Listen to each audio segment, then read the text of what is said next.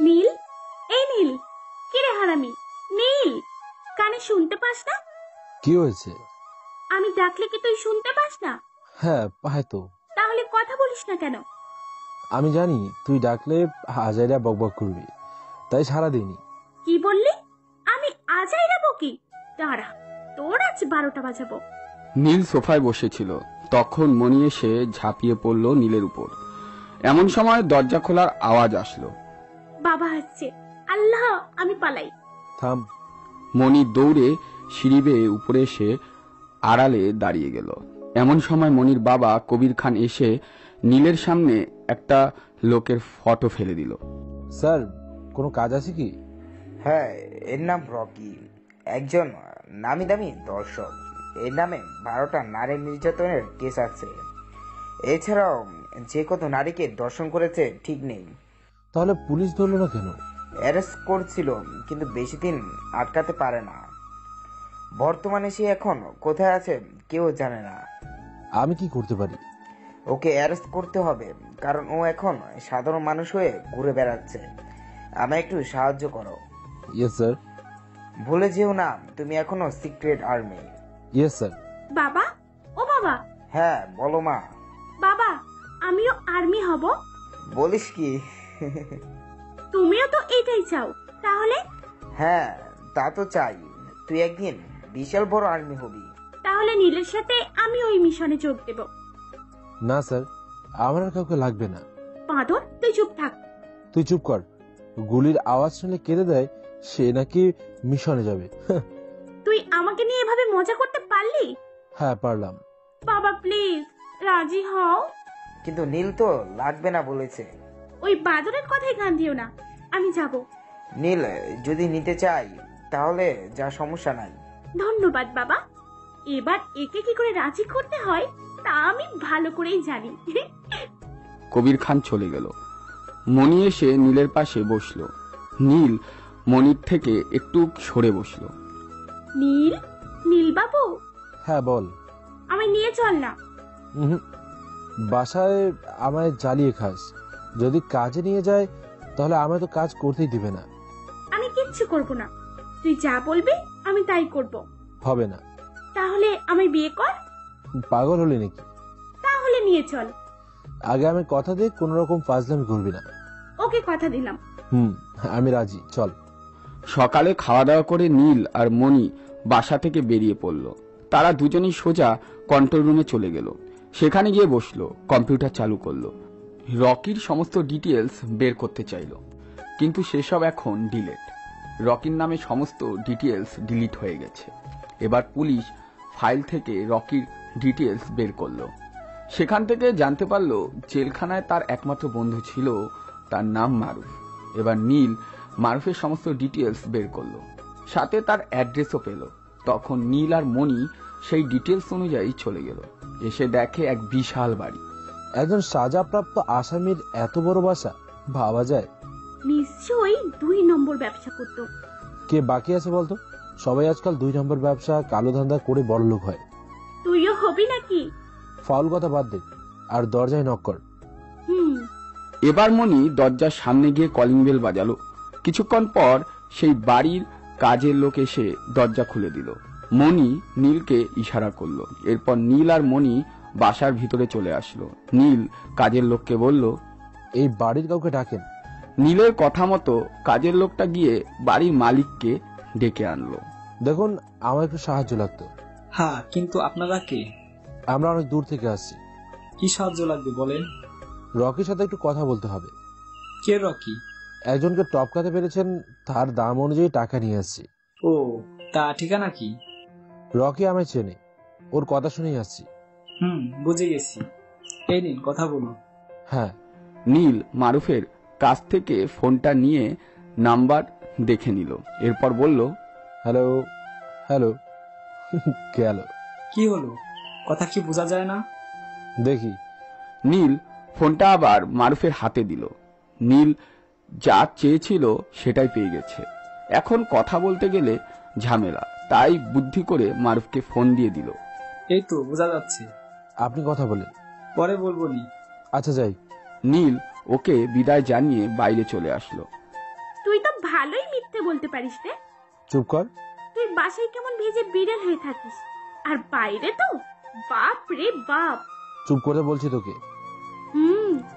নীল ফোনটা বের করে কন্ট্রোল রুমে ফোন দিল আর জানতে চাইলো কিছুক্ষণ আগে এই নাম্বারে কোথায় কল গেছে। কন্ট্রোল রুম চেক করে লোকেশন বলে দিল। তারপর নীল আর মণি রওনা হয়ে পড়ল। কিছুক্ষণের মধ্যে তারা তাদের গন্তব্যে পৌঁছে গেল।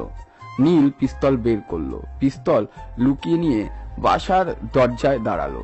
ঠিক এমন সময় ভেতর থেকে একটা ছেলে আর একটা মেয়ে ঝগড়া শোনা যাচ্ছে। মেয়েটা খুব কান্নাকাটি করছে আর ছেলেটা খারাপ খারাপ ভাষায় মেয়েটাকে গালিগালাজ করছে। দেখ নীল, মেয়েটার কত কষ্ট। নিজের স্বামীকে অন্য কারোর সাথে দেখতে পারে না বলে একটু বাধাও দিতে পারে না। এমন ছেলেদের তো বেঁচে থাকার কোনো অধিকার নেই। ঠিক বলেছিস। নীল মুখে রুমাল দিয়ে রাগ নিয়ে ভেতরে চলে গেল। পিছনে মনিও আসলো। ভিতরে এসে রকি দাঁড়িয়ে আছে, কিন্তু তার সাথে তো একটা মেয়ে ঝগড়া করছিল। নীল কিছু না ভেবে পিস্তল বের করে রকির কপাল বরাবর ধরল। রকি ভয় পেয়ে হাত উপরে করলো। ঠিক এমন সময় ভিতর থেকে রকি স্ত্রী বেরিয়ে আসলো।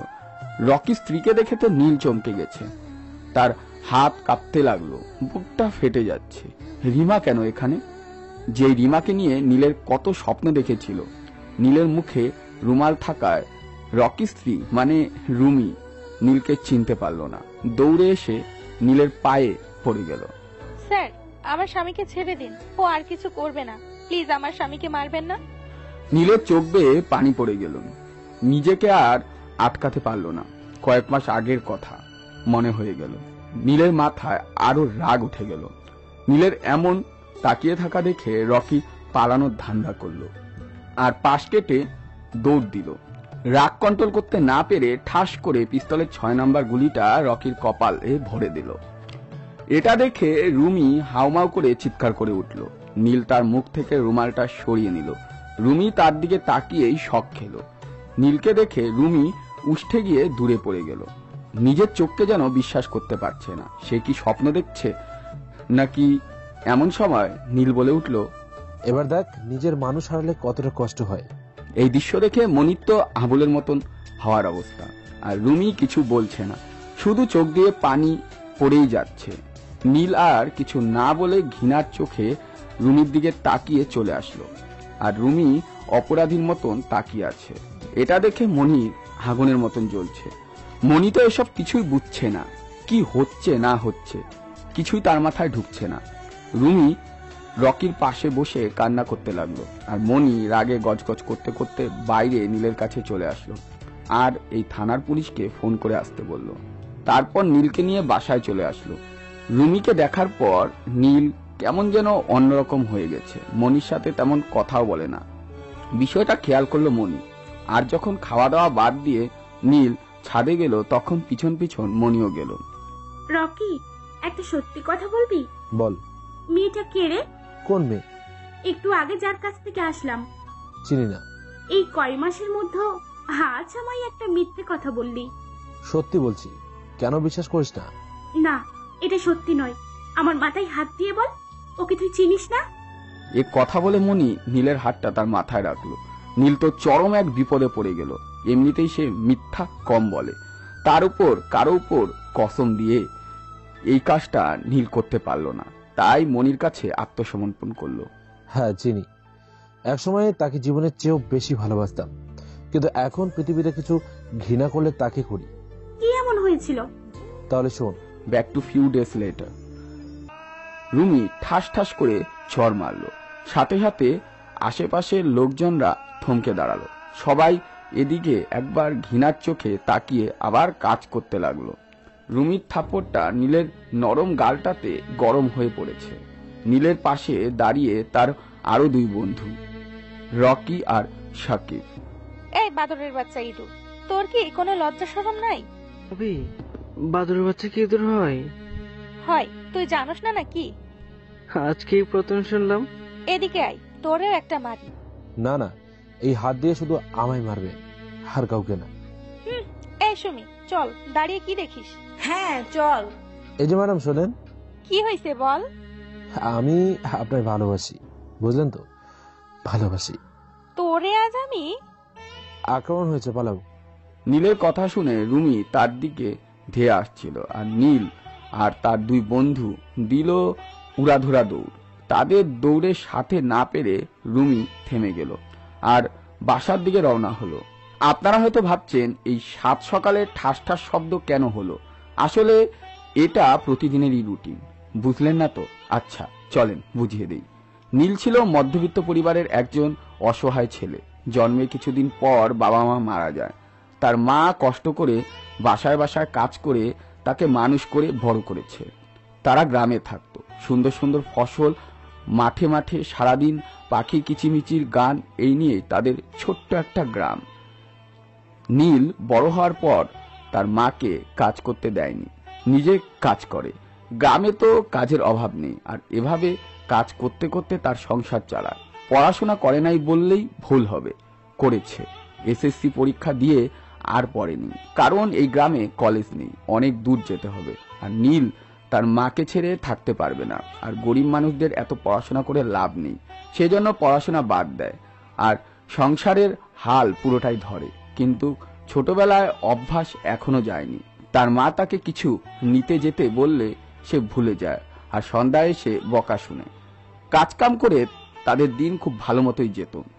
তার দুই বন্ধু রাকিব এবং সাকিব সবসময় তার সঙ্গেই থাকতো। আসলে নীলের চেয়ে রাকিব আর সাকিব 2 বছরের ছোট। আজ শুক্রবার, আজ বন্ধ। গ্রামে আজ এক বিশাল বাজার। আশেপাশের গ্রামের মধ্যে এই বাজারটাই সব থেকে বড়, সেই জন্যই আজ কেউ কাজ করবে না, সবাই বাজারে যায়। কাজ নেই বলে নীল নাকে তেল দিয়ে ঘুমাচ্ছিল। এমন সময় তার মা সহেলি বিবি এসে ডাকা শুরু করলো। নীল, এই নীল, বাবা নীল। হ্যাঁ বলেন মাদার ইন্ডিয়া। বলি সকাল কি হচ্ছে নাকি রাত হচ্ছে? যে কোনো একটা তো হচ্ছে। ওঠ বলছি, যা বাজারে। এত সকালে বাজারে গিয়ে কি নাচমু? এটাও তো পারিস না, শুধু খাইতে পারোস আর ঘুমাইতে পারোস। আম্মু দেখো, এভাবে আমায় অপমান করবে না, আমারও কিন্তু প্র্যাকটিস আছে। যাতা প্র্যাকটিস নাকি? একটু হলেও আছে। বেশি বক্তব্য না দিয়ে উঠে বাজারে যা। কেন? লবণ, আদা, হলুদ এসব কিচ্ছু নেই। রান্না করব কি দিয়ে? তেল দিয়ে। উঠবি নাকি পানি আনবো? এই সময় আবার পানি কেন? উঠছি। নীল লাফ দিয়ে বিছানা থেকে উঠে বাইরে আসলো। মুখ হা করে মুখের সামনে তুড়ি দিচ্ছে আর হাঁটছে। টিউবওয়েলে গিয়ে তার হাত মুখ ধুয়ে এসে শার্ট পরে নিল। এরপর ব্যাগটা হাতে নিয়ে গান গাইতে গাইতে হাঁটতে লাগলো। কিছুদূর যেতেই হঠাৎ উপর থেকে এক বালতি পানি এসে নীলের মাথায় পড়ল। এই ঠান্ডার মধ্যে পানির ভয়ে সে বাজারে যাচ্ছে, আর এই কোন বান্দা তার গায়ে পানি ফেললো। নীলের টেম্পার একদম হাই হয়ে গেল। রাগী চোখে উপরে তাকালো। উপরে তাকিয়ে তো তার মাথা ঘুরে গেল। চোখ দিয়ে হার্টবিট বেরিয়ে তার কাছে চলে গেল। নীল উপরে তাকাতেই দেখে একটা লাল টুকটুকে সুন্দরী যুবতী কানে ধরে তার দিকে ক্ষমার দৃষ্টিতে তাকাচ্ছে। তাকে দেখে তো নীলের 12টা বেজে গেল। স্বপ্নের যুগে হারিয়ে গেল। চারিদিকে গোলাপ ফুল দিয়ে ঘেরা, মাঝখানে নীল আর সে। আর তার হাতে হাত দিতেই একদম কারেন্টের শক লাগলো। সে মুচকি হেসে দূরে চলে গেল। নীল তার হাত ধরে টেনে দিতেই তার হাত ঝিনঝিন করে উঠল। লাফ দিয়ে উঠে হাত ঝাড়তে লাগলো। চোখ খুলে দেখে সামনে আর মেয়েটা নেই। রকির হুশ উড়ে গেল। গোলাপ ফুলগুলো সব পড়ে গেল। ভাই তুমি কি নাচতেছো নাকি? হ্যাঁ, তোর ভাবিকে নিয়ে নাচছি। কিন্তু তোমার কাছে তো কিচ্ছু নাই। ছিল, সব ছিল। তোর ভাবি ছিল, গোলাপ ছিল। তাইলে ওর একটু আটকাতে পারলে না কেন? আমরাও দেখতাম আমাদের ভাবিরে। আটকানোর জন্য হাত ধরছি আর কারেন্ট মারছে, দেখো। ভাই তুমি ভাবির হাত ধরেন নাই, এইটা ধরেছেন? এটা কি ভাই? এটা কারেন্ট শক। এটা ধরে টান দিলে কারেন্ট শক মারে। তুই এটা কই পেলি? আমার না, আমার ছোট ভাই, বুঝলেন? শালা চিকনার বাচ্চা, ছোট ভাইয়ের খেলনা এনে আমায় কারেন্ট শক মারিস? তোকে আমি আজ মেরেই ফেলবো। আরে ভাই, ঘটনাটা হইল আমি এখানে আসতে তুমি আমার হাতে এক টান দিলা, তারপর নাচতে লাগলো। নাচে কি আর সাদে? শালা তোরে আমি। রকি দৌড় দিল। তার পিছনে নীল আর সাকিবও চলল। দৌড়ে এসে আমতলা এসে থামলো। 3 জন ধাপাস করে বসে পড়ল। ভাই তোদের ভাবি না একদম জাকাস। কিন্তু ভাই তোর জামা কেন বিলাই হিসু কইরা দিয়েছে নাকি? আরে দূর, বিলাই না, তোর ভাবি আমারে আদর করছে। ওহ, ভালো তো। আচ্ছা, এই মেয়েটা কে রে? একে তো আগে দেখিনি। এখানে তো কোনো মাইয়া টাইয়া নাই। আরে বাদর, এখানে না, আমি বলতে যাচ্ছিলাম তোর ভাবি কোত্থেকে আসলো? আমি তো দেখিনি। হ, আগে তো দেখিনি। তুই কখন দেখলি? না, আমি তো দেখি নাই, তোমার সাথে তাল মিলাচ্ছিলাম একটু। শালা চিকন, তুই চুপ থাক। ভাই চলো আম পেড়ে খাই। এই সময় আম কই পাবো? ও সরি। নীল আর তার বন্ধু বসে বসে আড্ডা দিতে লাগলো। তার মা যে তাকে বাজারে পাঠাইছে এ কথা নীলের একদমই মনে নেই। ইচ্ছে মতন আড্ডা দিয়ে বাসার দিকে রওনা হলো। আজ জুম্মার দিন, তাই আগেভাগেই বাসায় আসতে লাগলো। এদিকে সহেলি বিবি নীলের আশায় বসে আছে। মশলা না আসলে রান্না করতে পারছে না, তাই নীলের আশার অপেক্ষায় বসে রইল। অন্যদিকে মরদ ছোকরা কলার ঝুঁকিয়ে ঝুঁকিয়ে হাঁটছে। মনের মধ্যে তার উথাল পাতাল হাওয়া বইছে। মুচকি মুচকি হাসছে আর চলে আসছে। দরজায় পা দেওয়া মাত্রই তার মনে হলো মা তাকে বাজারে যেতে বলেছে। সাথে সাথে জিহ্বায় কামড় দিল আর ওভাবেই পাথর হয়ে দাঁড়িয়ে গেল। সহেলি বিবি নীলকে আসা দেখে বাইরে আসলো, আর এমন পাথর হয়ে থাকতে দেখে বুঝে গেল যে ছেলে আমার মহাভারত শুদ্ধ করে আসছে। নিশ্চয়ই তুই বাজারে যাসনি। আসলে আম্মু, হয়েছে কি, আড্ডা দিয়ে দিয়ে চলে আসলি। এক্ষুনি যা আবার। এই সময় দোকান খোলা থাকবে না, আর তাছাড়া আজ শুক্রবার, নামাজে যেতে হবে। খাবি না কি? যখন একটু মশলা থাকবে তখন বলবা। আজ থেকে 3 হলো, তোকে বলছি। আচ্ছা, বিকেলে আনমনি, এখন গোসল করে নামাজ যাবো। দুপুরে কিন্তু না খেয়ে থাকতে হবে। যা, গোসল করে নামাজ পড়তে যা। যাচ্ছি। নীল বাসার ভিতর থেকে লুঙ্গি গামছা নিয়ে চলে গেল টিউবওয়েলে। গ্রামের সবাই সেখানেই গোসল করে। প্রায় সবার বাসায় টিউবওয়েল ছিল, কিন্তু নীলের বাসায় ছিল না, তাই অন্য টিউবওয়েলে যেতে হতো। নীল চলে আসলো টিউবওয়েলে, এসে কাপড় এক সাইডে রেখে গোসল করে নিল। গোসল করে বাসায় এসে সে আতর সুরমা দিয়ে মসজিদের দিকে রওনা হলো। নামাজ পড়ে আবার বাসায় আসলো। বাসায় এসে তার রুমের দিকে গিয়ে শুয়ে পড়ল। নীল জানতো যে আজ খাবার নেই, সেজন্য শুয়ে পড়ল। সহেলি বিবি রান্না করতে পারেনি ঠিক, কিন্তু ছেলেকে না খেয়ে থাকতে কি করে দেখতে পারে? হাজার হলেও মা তো। তাই সহেলি বিবি পাশের বাসা থেকে 1 প্লেট ভাত নিয়ে এনে নীলকে দিল। বাবা নে, খেয়ে নে। কিন্তু তুমি তো বললা রান্না করিনি। হ্যাঁ, করিনি তো। তাহলে এই ভাত কই পেলে? রাকিবের বাসা থেকে নিয়ে আসি। মা, না খেয়ে সমস্যা কি হতো? তাই বলে তুমি অন্যের বাসায় খাবার চাইতে কেন যাবে? আরে বাবা, আমি রান্না করলে দিয়ে দেব। তবু আর কোথাও কিছু চাইতে যাবা না? যাব না। এবার খেয়ে নে। তুমি খেয়েছো? হ্যাঁ, এবার তুই খা। নীল প্লেটটা হাতে নিয়ে অর্ধেক ভাত খেলো, কারণ সে বুঝতে পারছে সে না খেলে তার মাও খাবে না। তাই কিছু না বলে অর্ধশত খেয়ে বলল, আমার পেট ভরে গেছে। সে কি, এটুকু খেয়ে তোর পেট ভরে গেল? হ্যাঁ।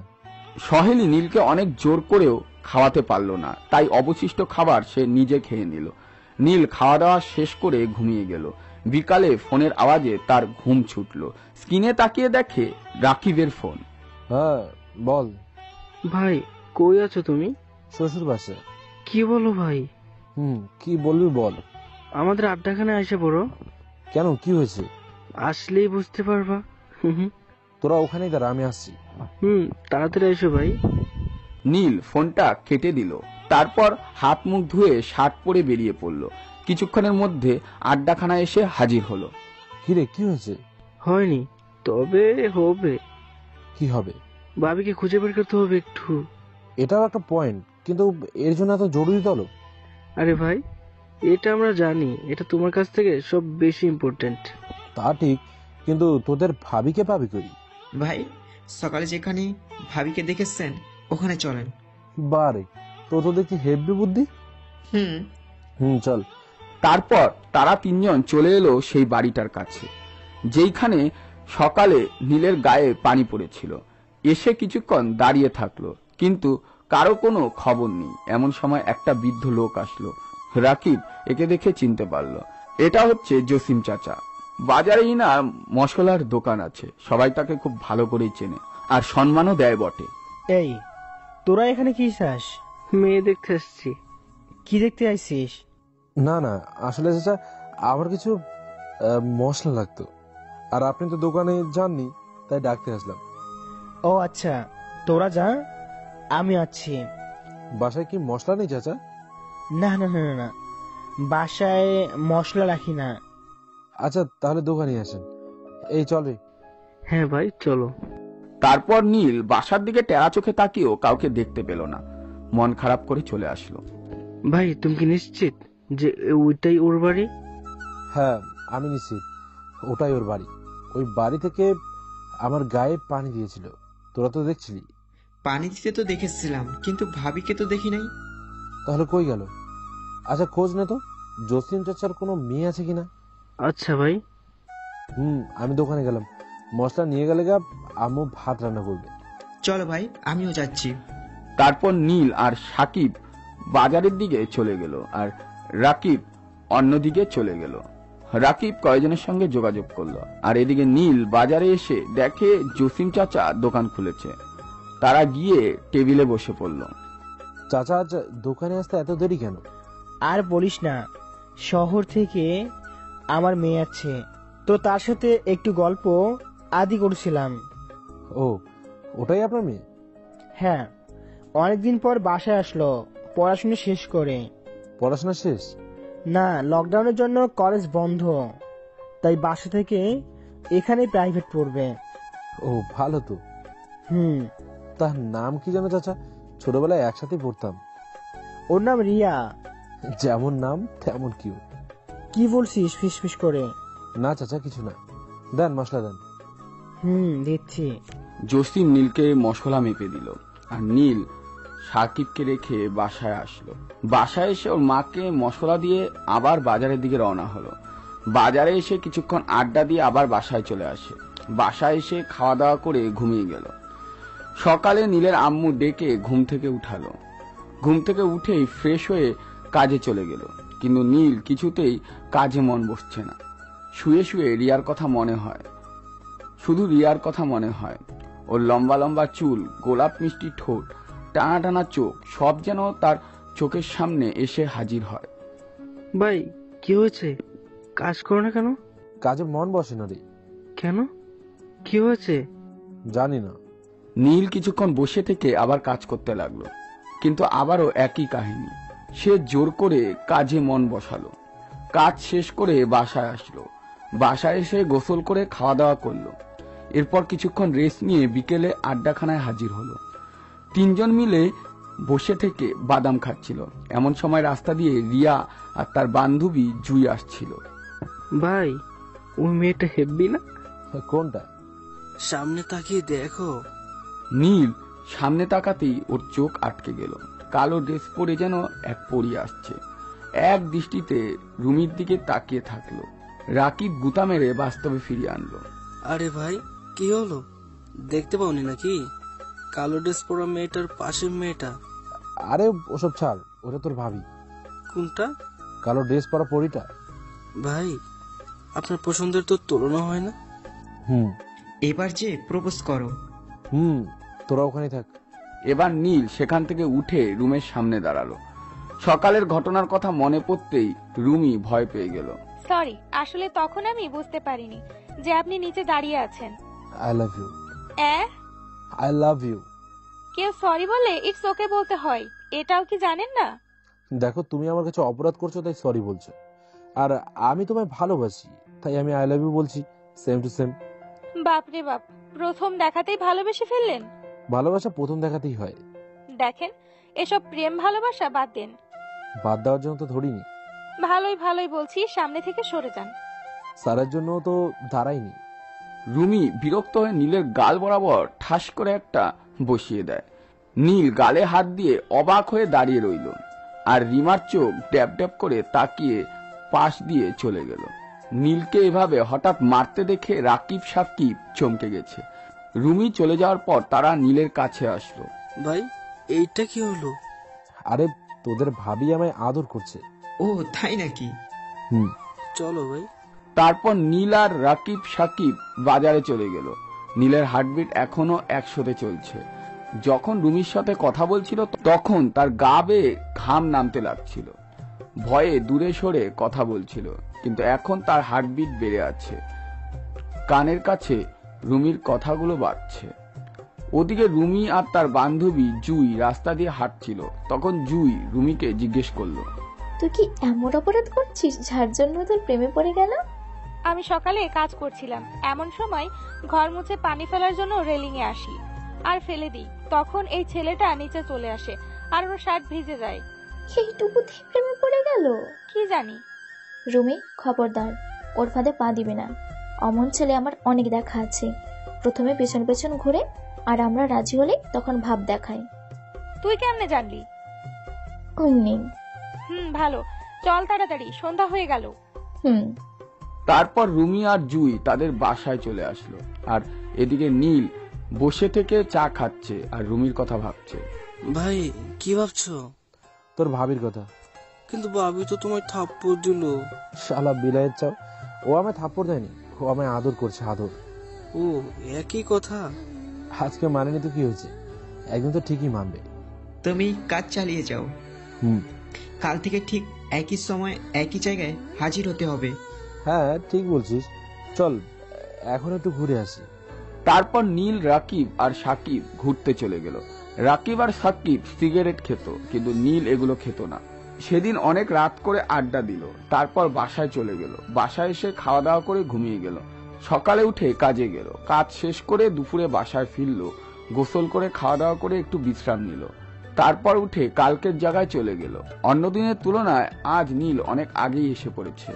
রুমির সাথে দেখা করতে নীলের মন ছটফট করছে। অনেকক্ষণ বসে থাকার পর রাকিব আর সাকিব আসলো। তাদের সাথে গল্প করতে করতে রুমির আসার সময় হয়ে গেল। ভাই, ভাবি আসার সময় হয়ে গেছে। আসতে দে, আমি রেডি। এসে গেছে ভাই। রুমি দূরে থেকেই মনে মনে ভাবছে, আর যদি ওই ছেলেটা সামনে আসে তাহলে আজকে আরেকটা থাপ্পড় দিব। এমন আশা নিয়ে সামনে এগোতে লাগলো। কাছে আসতে নীল বসা থেকে উঠে রুমির বরাবর হাঁটতে লাগলো। এটা দেখে রুমি হাত রেডি করতে লাগলো। নীল রুমির সামনে এসে একদম পথ আটকিয়ে দাঁড়ালো। রুমি নীলের দিকে তাকিয়ে ঠাস করে বসিয়ে দিল। কিরে, কালকে থাপ্পড় খেয়ে মন ভরেনি? তোমার হাতের থাপ্পড় আমি সারা জীবন খেতে পারি, তবুও মন ভরবে না। তাই নাকি? এত শখ? অনেক শখ। তোমায় নিয়ে ঘোরার শখ, তোমায় আমার মায়ের বৌমা বানানোর শখ। দেখ, এসব ফালতু কথা আমার সামনে বলবি না। তাহলে কি এই জুই পাগলিকে বলবো? কিরে জুই, শুনবি? বয়ে গেছে। এই তো, ভালো কথা কেউ শুনতে চায় না। চুপ, একদম চুপ। কালকে পর থেকে আমার সামনে আসলে তোকে আমি মেরে তক্তা বানাবো। ভালোই হবে, অনেকদিন হলো মার খাই না। অসহ্য। সহ্য করার যোগ্য করে নাও। আয়নায় কখনো নিজের মুখ দেখেছিস? প্রথম প্রথম সবাই এমনই বলে। যেমন জিতকে নায়িকা বলছিল, পরে ঠিকই তার প্রেমে হাবুডুবু খেতে হয়েছে। নায়কের নাম জানে না, তাই শুধু নায়িকা বলে দিল। নিজের নামটাই মনে থাকে না, আর নায়কের নাম। দেখ, এসবে কোনো কাজ হবে না, কারণ আমার লাল টুকটুকে একটা বিএফ আছে। দেখুন ম্যাডাম, এত বড় মিথ্যা কথা আপনার বিএফটা বলে তো খুব, ভবিষ্যতে তো আমি আপনার বিএফ হব। আমি কিন্তু আমার বিএফ কে ফোন করব। আহা করেন। ফেসবুকে সিঙ্গেল, হোয়াটসঅ্যাপে সিঙ্গেল, আর এখানে বলছেন আমার বিএফ আছে। আমার ফেসবুক আইডি কই পেলি? আপনার চারপাশে শুধু আমি। কোনো একটা ছেলে আপনার দিকে তুলে তাকালে তার চোখ আমি তুলে নেব। কেন, আমি কি প্রেম করতে পারি না? হ্যাঁ, করবেন আমার সাথে। রুমি, তুই এই ফালতু ছেলের সাথে কেন কথা বলছিস? চল তো। ফেসবুকে একটু কম কথা বলেন মিস জুই ম্যাডাম। মানে? বিস্তারিত না শুনতে চাইলে চুপচাপ দাঁড়িয়ে থাকো। ওই ওই, তুই ওকে ব্ল্যাকমেইল করছিস কেন? না ময়না, কিচ্ছু না। শট, আমার প্রাইভেটে দেরি হচ্ছে। ওকে ম্যাডাম, যান। নীল সামনে থেকে সরে দাঁড়ালো। তখনই রুমি আর জুই চলে গেল। নীল রিমার চলে যাওয়ার দিকে তাকিয়ে রয়েছে। ভাই, ভাবি চলে গেছে। চল। তারপর নীল, রাকিব আর সাকিব ঘুরতে চলে গেল। রুমি যখন প্রাইভেট পড়ে বাসায় যাচ্ছিল তখন আবার তাদের সাথে দেখা হলো। নীল উপহার হিসাবে পেল একটা থাপ্পড়, আর পাগল প্রেমিক ওটা নিয়েই মহা খুশি। গালে হাত দিয়ে মুচকি হাসতে লাগলো। এটা দেখে রাকিব, সাকিব চমকে গেল। অন্যেরা প্রেমিকের কাছে কিস মিস বা উপহার পেলে খুশি হয়, কিন্তু তুমি থাপ্পড় পেয়ে খুশি? ভালোবাসার মানুষের কাছ থেকে যা পাওয়া যায় সেটাতেই অনেক ভালোবাসা লেগে থাকে। ভাবি, ও কি মানুষ? প্রতিদিন আপনার থাপ্পড় মারা থেকে ওনার একটু কষ্ট হয় না? পাগল, ও আমায় রাগ করে মারে না, ও আমায় ভালোবেসে মারে। ভালোবাসা প্রকাশ করতে কি সমস্যা? ভালোবাসা প্রকাশ করার অনেক মাধ্যম আছে, ধরে নে এটাও একটা মাধ্যম। আপনার ভালোবাসা একদিন ঠিকই পূরণ হবে ভাই। হতেই হবে, না হয়ে উপায় নেই। চল বাজারে যাই। তারপর নীল আর রাকিব সাকিব চলে গেল বাজারে। বাজারে এসে চা নিয়ে বসে পড়ল। আড্ডাখানায় আড্ডা দিয়ে বাসায় চলে আসলো। বাসায় এসে হাত মুখ ধুয়ে খেতে বসলো। তখন তার মা সহেলি বিবি বলল, নীল, বলেন আম্মু। শুনলাম কয়েকদিন থেকে তুই নাকি কাজ কামে মন দিস না, কেমন যেন অন্য মনস্ক হয়ে থাকিস। কই না তো, কে বললো আম্মু? আমায়ও মিথ্যা বলবি?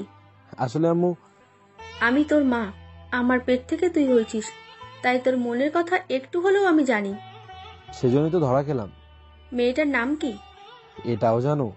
আমিও এই বয়স পার করে আসছি, তাই জানি কোন বয়সে কিসের রোগ ধরে।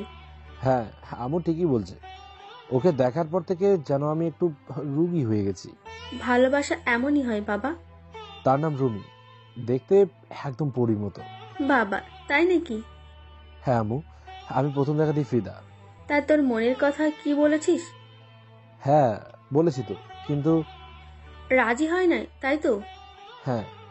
মেয়েরা যাকে মন থেকে ভালোবাসে তাদের প্রথম প্রথম এমনিতেই করে, অপমান, থাপ্পড়, গালাগালি, কারণ তারা দেখতে চায় তার প্রিয় মানুষটি তাকে কতটা ভালোবাসে। দোয়া করো আম্মু, আমি যেন ওর পরীক্ষায় পাশ করতে পারি। আমার দোয়া সবসময় তোর সাথে থাকবে। অনেক রাত হয়েছে, নে খেয়ে দে, ঘুমিয়ে পড়। তারপর নীল খাওয়া দাওয়া করে নিয়ে নিজের ঘরে গিয়ে ঘুমিয়ে গেল। সকালে সহেলি বিবির ডাকে ঘুম ভাঙল নীলের। উঠে ফ্রেশ হয়ে দোকানে চলে আসলো। দোকানে এসে কিছু খেয়ে তার মায়ের জন্য কিছু নিয়ে বাসায় চলে গেল। বাসায় এসে তার মাকে সেগুলো দিয়ে কাজে চলে গেল। কাজ শেষে দুপুরে বাসায় আসলো, গোসল করলো, খাওয়া দাওয়া করে একটু রেস্ট নিল। এমন সময় ফোনটা বেজে উঠলো। রিসিভ করে কানে ধরলো। কোন হালা? ভাই, তুমি কোথায়? আমি তো বাসায়। ভাই তাড়াতাড়ি আসেন, ভাবি আসার সময় হয়ে গেছে। ও তাই তো, আচ্ছা তোরা তারা, আমি আসছি। নীল তাড়াহুড়ো করে উঠে টিউবওয়েলে এসে হাত মুখ ধুয়ে চলে আসলো ঠিকানা অনুযায়ী। এসে দেখে রাকিব সাকিব বসে আছে। কিরে, তোদের ভাবি কই? এখনো আসে নাই তো। ও, এখন তো আসবে। হ্যাঁ ভাই, ভাবি আইসা পড়েছে। এই দেখি সাইড দে।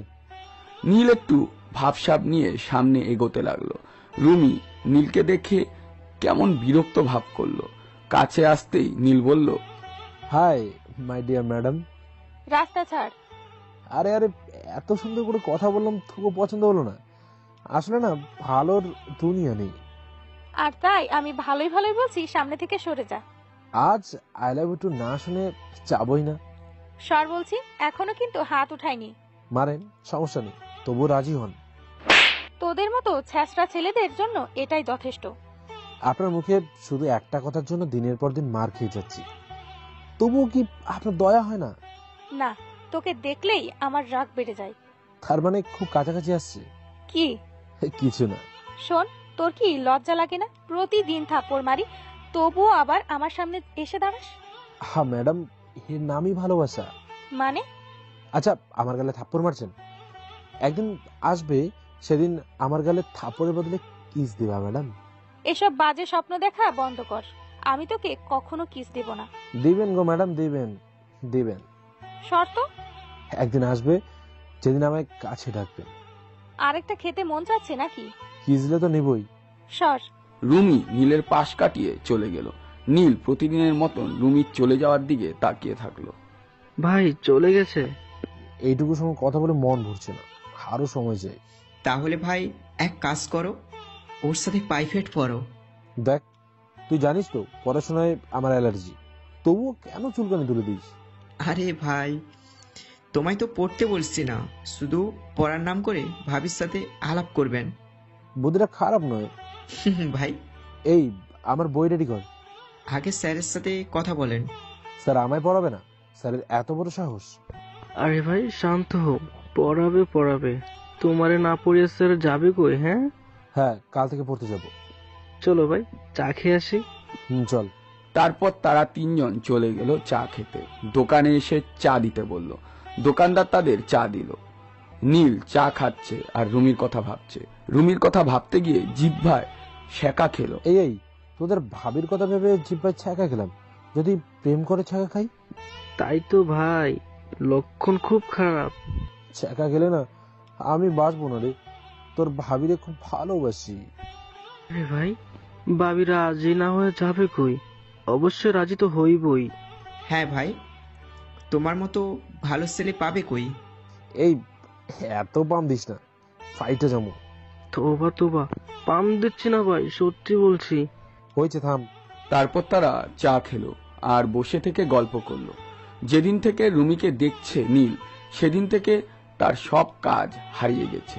শুধু রুমির সাথে দেখা করার জন্য ছটফট করে। চা খেতে খেতে রুমির প্রাইভেটে ছুটির সময় হয়ে গেল, তাই তারা ডিউটিতে রওনা হলো। রাস্তা দিয়ে হাঁটছিল নীল। নীলেরা যাচ্ছে আর রুমিরা আসছে। মাঝখানে আসতেই তারা এক জায়গায় হলো। নীল একটু গলা ছাড়লো। ওই স্যামরা, শোন না। হ্যাঁ বলেন ম্যাডাম। তোর গলায় কি মাছের কাঁটা আটকাইছে? হ্যাঁ তাই তো মনে হচ্ছে। কাছে আয়, হাত ঢুকিয়ে বের করে দেই। না, তার কোনো প্রয়োজন নেই। কেন? আয় না। এসব জিনিসে হাত দিতে নেই। দ্বিতীয়বার আর কখনো যদি কোনো মেয়ে দেখে এমন করছস, তাহলে তোর গলা কেটে ফেলবো, বলে রাখলাম। ওকে, কাউকে দেখা করবো না, শুধু আপনাদের দেখা করবো। কি বললি? আমরা এখন দৌড় দেবো। রাকিব, সাকিব আর নীল সামনের দিকে উড়াধুরা দৌড় দিল। রুমি কিছুক্ষণ দাঁড়িয়ে থেকে নীলের গুষ্টি উদ্ধার করে আবার হাঁটতে লাগলো। রুমি, ছেলেটা তোর পেছনে এত পাগল হয়ে ঘুরে, তোর কি খারাপ লাগে না? এদের এটাই কাজ, মেয়ে দেখলেই পিছনে পিছনে ঘোরা। কিন্তু নীলকে আমার অমন মনে হয় না, ও সত্যিই তোকে ভালোবাসে। ও মা, তাই নাকি? আর নীল তো দেখতে খারাপ না, স্মার্ট, হ্যান্ডসাম। তাহলে এক কাজ কর, তুই ওর সাথে প্রেম কর। আমায় তো বলেনি, আমায় বললো তো কোন দিন রাজি হয়ে যেতাম। তাতে কি হয়েছে, তুই যে বলে দে। বললে অবশ্য খারাপ হয় না, কিন্তু আমার মনে হয় রাজি হবে না, কারণ ও তোর জন্য একদম দিওয়ানা হয়ে আছে। বেশি পটপট না করে বাসায় চল। আচ্ছা, নীলের মধ্যে কিসের অভাব বলতো? অনেক কিছুর। যেমন? প্রথম, সে পড়াশোনা করে না, আর আমি করি। দ্বিতীয় হলো, সে একটা রাস্তার ছেলে, মানে মাস্তান টাইপের। দেখ, এই দুইটা ভুল। তবে এখন বললে তুই আমার কথা বিশ্বাস করবি না, তাই প্রমাণ যখন পাবি তখন বলবো। তোকে বললে হবে না, চল। তারপর রুমি আর জুই বাসায় চলে গেল। এদিকে নীল রুমির চলে যাওয়ার দিকে তাকিয়ে থেকে বাজারের দিকে রওনা হলো। শোন, তোর ভাবিকে না আসছেই লাগছে না। কালো ড্রেস, লম্বা লম্বা চুলগুলো এক জায়গায় বেঁধে রাখা, ঠোঁটে হালকা লিপস্টিক, হালকা মেকআপ, বাহ একদম অতুলনীয়। হ্যাঁ ভাই, একদম ঠিক। আসলে তোর ভাবি যেটাই পরে সেটাতেই তাকে হ্যাপি লাগে। আসলে তোর ভাবি নিজেই চান, আর এজন্য আমার একটা ভয় হয় রে। কি ভয়? এই টুকটুকে চাঁদ যদি কেউ আমার কাছ থেকে কেড়ে নেয়। কার এত বড় সাহস আছে ভাই যে তোমার ছাদ চিনিয়ে নিবে? কোনো চিন্তা করো না, কিচ্ছু হবে না। তারপর তারা আবার আড্ডাখানায় চলে আসলো। অনেক রাত পর্যন্ত আড্ডা দিল। এরপর বাসায় চলে আসলো। বাসায় এসে নীল খাওয়া দাওয়া করে ঘুমিয়ে গেল। প্রতিদিনের মতন আজকেও সকালে উঠে ফ্রেশ হয়ে দোকান থেকে নাস্তা করে তার মায়ের জন্য নাস্তা এনে দিল। আম্মু, আমি কাজে গেলাম। বাবা, সাবধানে যাস কিন্তু। ওকে আম্মু। তারপর নীল চলে গেল কাজে। সহেলি বিবি কাজে মন দিল। নীল মাঠে কাজ কাম শেষ করে দুপুরে বাসায় আসলো। এরপর গোসল করে খাওয়া দাওয়া শেষ করে বিশ্রাম নিয়ে খাটের উপর শুয়ে পড়ল। শুতেই ঘুমে চোখ আটকে নিল। ইচ্ছে মতন ঘুমাচ্ছে। বিকালে তার মা তাকে ডাক দিল। উঠে ফ্রেশ হয়ে বেরিয়ে পড়ল আড্ডাখানায়। আজকে দেখেছে সবার আগে ওরা এসে বসে আছে। ঘটনাটা নীল বোঝার চেষ্টা করলেও পারল না। কিরে, আজ তোরা এত তাড়াতাড়ি হাজির কেন? কই ভাই, এমনিতেই। দেখ তোর ভাবি কত দূর। ভাই আয়সা পড়ছে। সাইড দে শট। নীল রুমির কাছে আসতেই রুমি নীলের গালে ঠাস করে চড় বসিয়ে হাঁটতে লাগলো। নীলও রুমির পিছন পিছন হাঁটতে লাগলো। একটু দূরে যাওয়ার পর রুমি বুঝতে পারলো নীল তাদের পিছু করছে।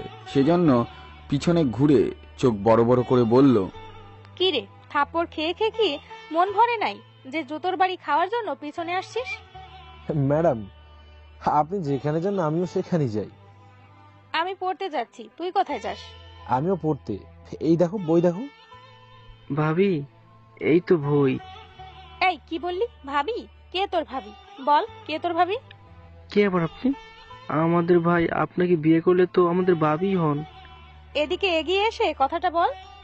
না ভাবি, ভয় করে। তাইলে ভাবি বলস কেন? সরি, আর কমো না। তারপর রুমি কিছু না বলেই হাঁটে এসে পিছন পিছন নীলও হাঁটতে লাগলো। অবশেষে প্রাইভেটে চলে আসলো। রুমি একপাশে বসলো, তার ঠিক সামনেই বসলো নীল।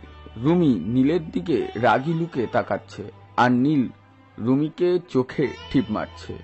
এদিকে টেবিলের নিচে রুমি নীলের পায়ে বারবার টিপ মারছে, বারবার লাথি দিচ্ছে।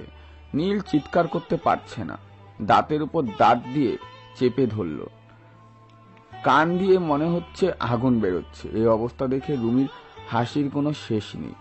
নীল বুদ্ধি করে আস্তে আস্তে পা টানছে, সাথে রুমিও টানছে। এক সময় নীল থেমে গেল। যখনই রুমি মারতে যাবে এমন সময় পা টান দিল, আর নীলের পায়ের নিচে ছিল জুয়ের পা। আল্লাহ গো আল্লাহ বলে জুই চিৎকার করা শুরু করে। রুমি তো ভয় পেয়ে গেল। জুয়ের মাথা নড়তে লাগলো, আর নীল 32টা দাঁত বের করে হেসেই যাচ্ছে। অনেক বাবুসোনা করে জুইকে সামলালো রুমি, আর নীলের দিকে টেরা চোখে তাকিয়ে রইল। একটু পর স্যার আসলো। বাবারা, তোমরা কেমন আছো? আলহামদুলিল্লাহ ভালো স্যার, আপনি কেমন আছেন? আমি তো ভালো আছি, কিন্তু এই নতুনটা কি? স্যার, আমার নাম নীল। আসলে আমি আপনার কাছে প্রাইভেট পড়তে আসছি। ও তাই নাকি? জি স্যার, মানুষের মুখে আপনার নামের প্রশংসা অনেক শুনেছি। শেষ পর্যন্ত ভাবলাম এই মহান মানুষটাকে আমি একবার দেখব। আমি তার কাছে প্রাইভেট পড়ে ধন্য হব। ভালো ভালো, খুব ভালো। শুনেছি আপনি নাকি অনেক ভালো পড়ান। আপনার মতো পড়াতে নাকি এই এলাকায় কেউ পারে না। হইছে, পাম দেওয়া বন্ধ কর। স্যার, আপনি পড়া শুরু করেন। স্যার দেখেন, আপনি অপমান করছে। কত বড় সাহস! এই শোন, তুই কিন্তু এবার একটু বেশিই বলছিস। স্যার দেখেন, আপনার প্রশংসা ইনি মানতে পারছেন না, তাই জ্বলছে। চুপ কর। স্যার, পড়ানো শুরু করুন। নীল বেশি কোথায় বেশি বললো। আমার মতো করে পড়ানো এই এলাকার কারোর ক্ষমতা নেই। সেটা তো দেখতেই পাচ্ছি। আপনার কি সন্দেহ হচ্ছে নাকি? মোটেও না। আচ্ছা নীল, বাদ দাও। এটা বলো, তুমি কোন ক্লাসে পড়ো? স্যার, ক্লাস 10 পরীক্ষা দেওয়ার জন্য যেখানে পড়তে হয় সেখানে। অশিক্ষিত, ইন্টার প্রথম বর্ষ, এটাও বলতে পারে না। ও, তা কি কি পড়বে? সব। আপনি তো মহান, আপনি এলাকার বস, তাই দুই একটা সাবজেক্ট পড়তে চেয়ে আপনার অপমান করতে চাই না। কারেক্ট, এটা হলো একজন ভালো ছাত্রের চিহ্ন। কত ভালো সেটা তো দেখতেই পাচ্ছি। এই যে ম্যাডাম, আমি স্যারের এত প্রিয় হয়ে গেলাম বলে আপনি রাগ করছেন না তো? মোটেও না। Good good. স্যার, এবার পড়া শুরু করেন। হ্যাঁ, করবো তো অবশ্যই। তারপর প্রাইভেট শুরু হলো। নীল স্যারকে পাম দিয়ে দিয়ে সেই মুট করে ফেলেছে। এখন নীল স্যারের একদম প্রিয় ছাত্র হয়ে গেছে। এটা দেখে রুমি রাগে বেগুনের মতন ফুলছে। নীল এক দৃষ্টিতে তাকিয়ে আছে রুমির দিকে। তার মিষ্টি ঠোঁটের কোণে এক টুকরো হাসি দেখা দিল। রুমির লম্বা লম্বা চুল বারবার সামনে পড়ে যাচ্ছে। হাত দিয়ে তা কানে গুজে দিল। নীল ভাবছে যদি সে তার চুলটায় হাত দিয়ে কানের উপর গুজে দিয়ে চোখে চোখ রাখতো তাহলে কতই না ভালো হতো। স্যার! রুমির এমন ডাকে নীল বাস্তবে ফিরল। তাকিয়ে দেখে রুমি তার দিকে আড়ি চোখে তাকিয়ে আছে। হ্যাঁ, বলো মা। স্যার, এ কি বসে থাকতে আসছে? আরে ম্যাডাম, ছোটবেলায় গুটি খেলার কথা কি ভুলে গেছেন? প্রথম পারে মার নেই, তেমনি প্রথম দিনে আমার জন্য ছুটি।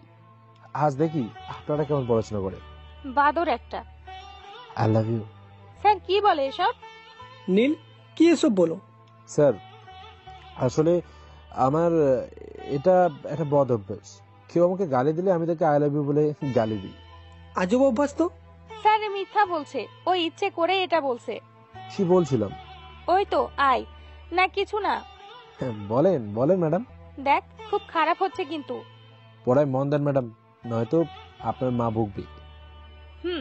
তুই ভাব কম মার। স্যার, আমি নাকি ভাব দেখাচ্ছি। রুমি, এখানে ভাবের কি আছে? মন দিয়ে অঙ্ক করো। জি স্যার। রুমি নীলের দিকে রাগী লুকে তাকিয়ে আবার অঙ্ক করতে লাগলো। এদিকে নীল মুচকি মুচকি হাসছে আর রুমির দিকে এক দৃষ্টিতে তাকিয়ে আছে। এভাবেই প্রাইভেটের সময় কাটলো। প্রাইভেট ছুটি হতেই স্যাররা বসা থেকে সবাই বেরিয়ে পড়লো। ওই বাদর, ওই কি? স্যারের সামনে এত ভাব নিলি কেন? হ্যাঁ, ওটা স্যারকে পটালাম। এরপর এমন করলে তোর 12টা বাজাবো আমি। Okay madam. তারপর গল্প করতে করতে বাসায় চলে আসলো। আর কিছুদিন এমন করেই কাটলো। এখন নীল রুমির প্রতি খুব খুব দুর্বল। এমন অবস্থায় পৌঁছে গেছে, এখন রুমিকে একটু না দেখলে নীল আর থাকতে পারে না। নিজের চেয়েও বেশি ভালোবাসে রুমিকে, কিন্তু এটা রুমি বোঝার চেষ্টাও করে না, নীলকে পাত্তা দেয় না। তবুও নীল পাগলের মতন রুমির পেছন পেছন ঘুরতে থাকে। প্রতিদিন নীল একটা করে থাপ্পড় উপহার পেত। তার কাছে এটা এক বিশাল উপহার মনে হতো, কিন্তু রুমি এটাকে হাসি ঠাট্টা ভাবত। নীলের ভালোবাসাকে নিয়ে রুমি মজা করত, হাসি ঠাট্টা করত, তবুও নীল কিছু মনে করত না। এতদিন মেনে নিত, কিন্তু এখন মানতে তার কষ্ট হয়, কারণ এখন সে তাকে অনেক ভালোবাসে। আজকে নীল বুঝতে পেরেছে একতরফা ভালোবাসার পরিণতি কি হতে পারে। নীল এখন অনেক ক্লান্ত। একদিন রুমির সাথে দেখা করলো। পথ আটকেছিস কেন? আপনার সাথে আমার কিছু কথা আছে। বল। কেন আপনি বুঝতে পারছেন না আমি কতটা ভালোবাসি আপনায়? আমি গেলাম। শুনেন, আপনি কি আমার ভালোবাসাকে কোনোদিনও বুঝবেন না? না, তুই জানিস আমার পেছনে কত ছেলে লাইন দিয়ে আছে? তোর থেকে তারা 1000 গুণ ভালো সুন্দর। কিন্তু আমি আপনার মন থেকে ভালোবাসি। এমন ভালোবাসা অনেক দেখা আছে। আমি সারা জীবন আপনাকে পাশে চাই। সরে যা তো, এসব ডায়লগ শুনে শুনে কান পচে গেছে। নীলকে আর কিছু বলতে না দিয়ে রুমি চলে গেল। নীল মনে মনে অনেক আঘাত পেল, তবুও হাল ছাড়ল না। রুমির মনে ভালোবাসা জাগানোর জন্য আরো অনেক চেষ্টা করলো, কিন্তু কতটুক সফল হলো তার জানা নেই। এদিকে রাকিব ফোন করে বলে, ভাই তুমি কই? বাসায় কেন? ভাই, ভাবি তো বিয়ে হচ্ছে। মাথা কি তোর ঠিক আছে? হ্যাঁ ভাই, আমি সত্যি বলছি, এক্ষুনি ভাবির বাসায় চলে আসো। আচ্ছা, আসছি। নীলের মাথার উপর আকাশ ভেঙে পড়ল, চোখ দুটো অন্ধকার হয়ে গেল। তার অজান্তেই চোখ দিয়ে পানি গড়িয়ে পড়ল। কোনো কথা না ভেবে দৌড় দিল রুমির বাসার দিকে। কেমন করে যে আসলো সেটা নীলও জানে না। রুমির বাসায় এসে দেখে অনেক মেহমান, বাড়ির বাইরে রান্না হচ্ছে, বাড়িটা সাজানো আছে। নীল সোজা ভিতরে চলে গেল। ভিতরে এসে দেখে বরপক্ষের লোকজন বসে আছে, সবাই কত খুশি। সেখান থেকে দেখতে পেল পাশের রুমে রুমিকে সাজানো হচ্ছে। রুমির মুখে হাসির বন্যা বয়ে যাচ্ছে, মনে হচ্ছে রুমি অনেক খুশি। নীল সোজা সেই রুমে চলে আসলো। নীল, তুই? বাবা, খুব খুশি তাই না? ও মা, খুশি হব না তো কি হব? এত বড় পরিবারে আমার বিয়ে হচ্ছে, খুশি হওয়ারই তো কথা। একটা কথা বলেন তো, মানুষ টাকা পয়সা জায়গা জমি দেখে কেন বিয়ে করে, মন দেখে কেন বিয়ে করে না? কারণ মন দিয়ে সংসার হয় না, এর জন্য লাগে টাকা পয়সা, জায়গা জমি। যারা গরিব তারা কি করছে না? শোন, সেই জামানা আর এই জামানা অনেক পার্থক্য, বুঝলি? যা ভাগ এখান থেকে। প্লিজ রুমি, আমায় ফিরিয়ে দিও না। আমি সত্যি তোমায় খুব ভালোবাসি, তোমায় ছাড়া বাঁচবো না। এখান থেকে যাবি? এতদিন থাপ্পড় দিয়েছি, কিন্তু আজ আমার বিয়ে। রুমি, তোমার পায়ে পড়ছি, আমায় ছেড়ে যেও না। তুমি শুধু একবার বলো যে তুমি আমায় বিয়ে করতে চাও, তারপর দুনিয়া উল্টে গেলেও সেই কথা আটকাতে পারবে না।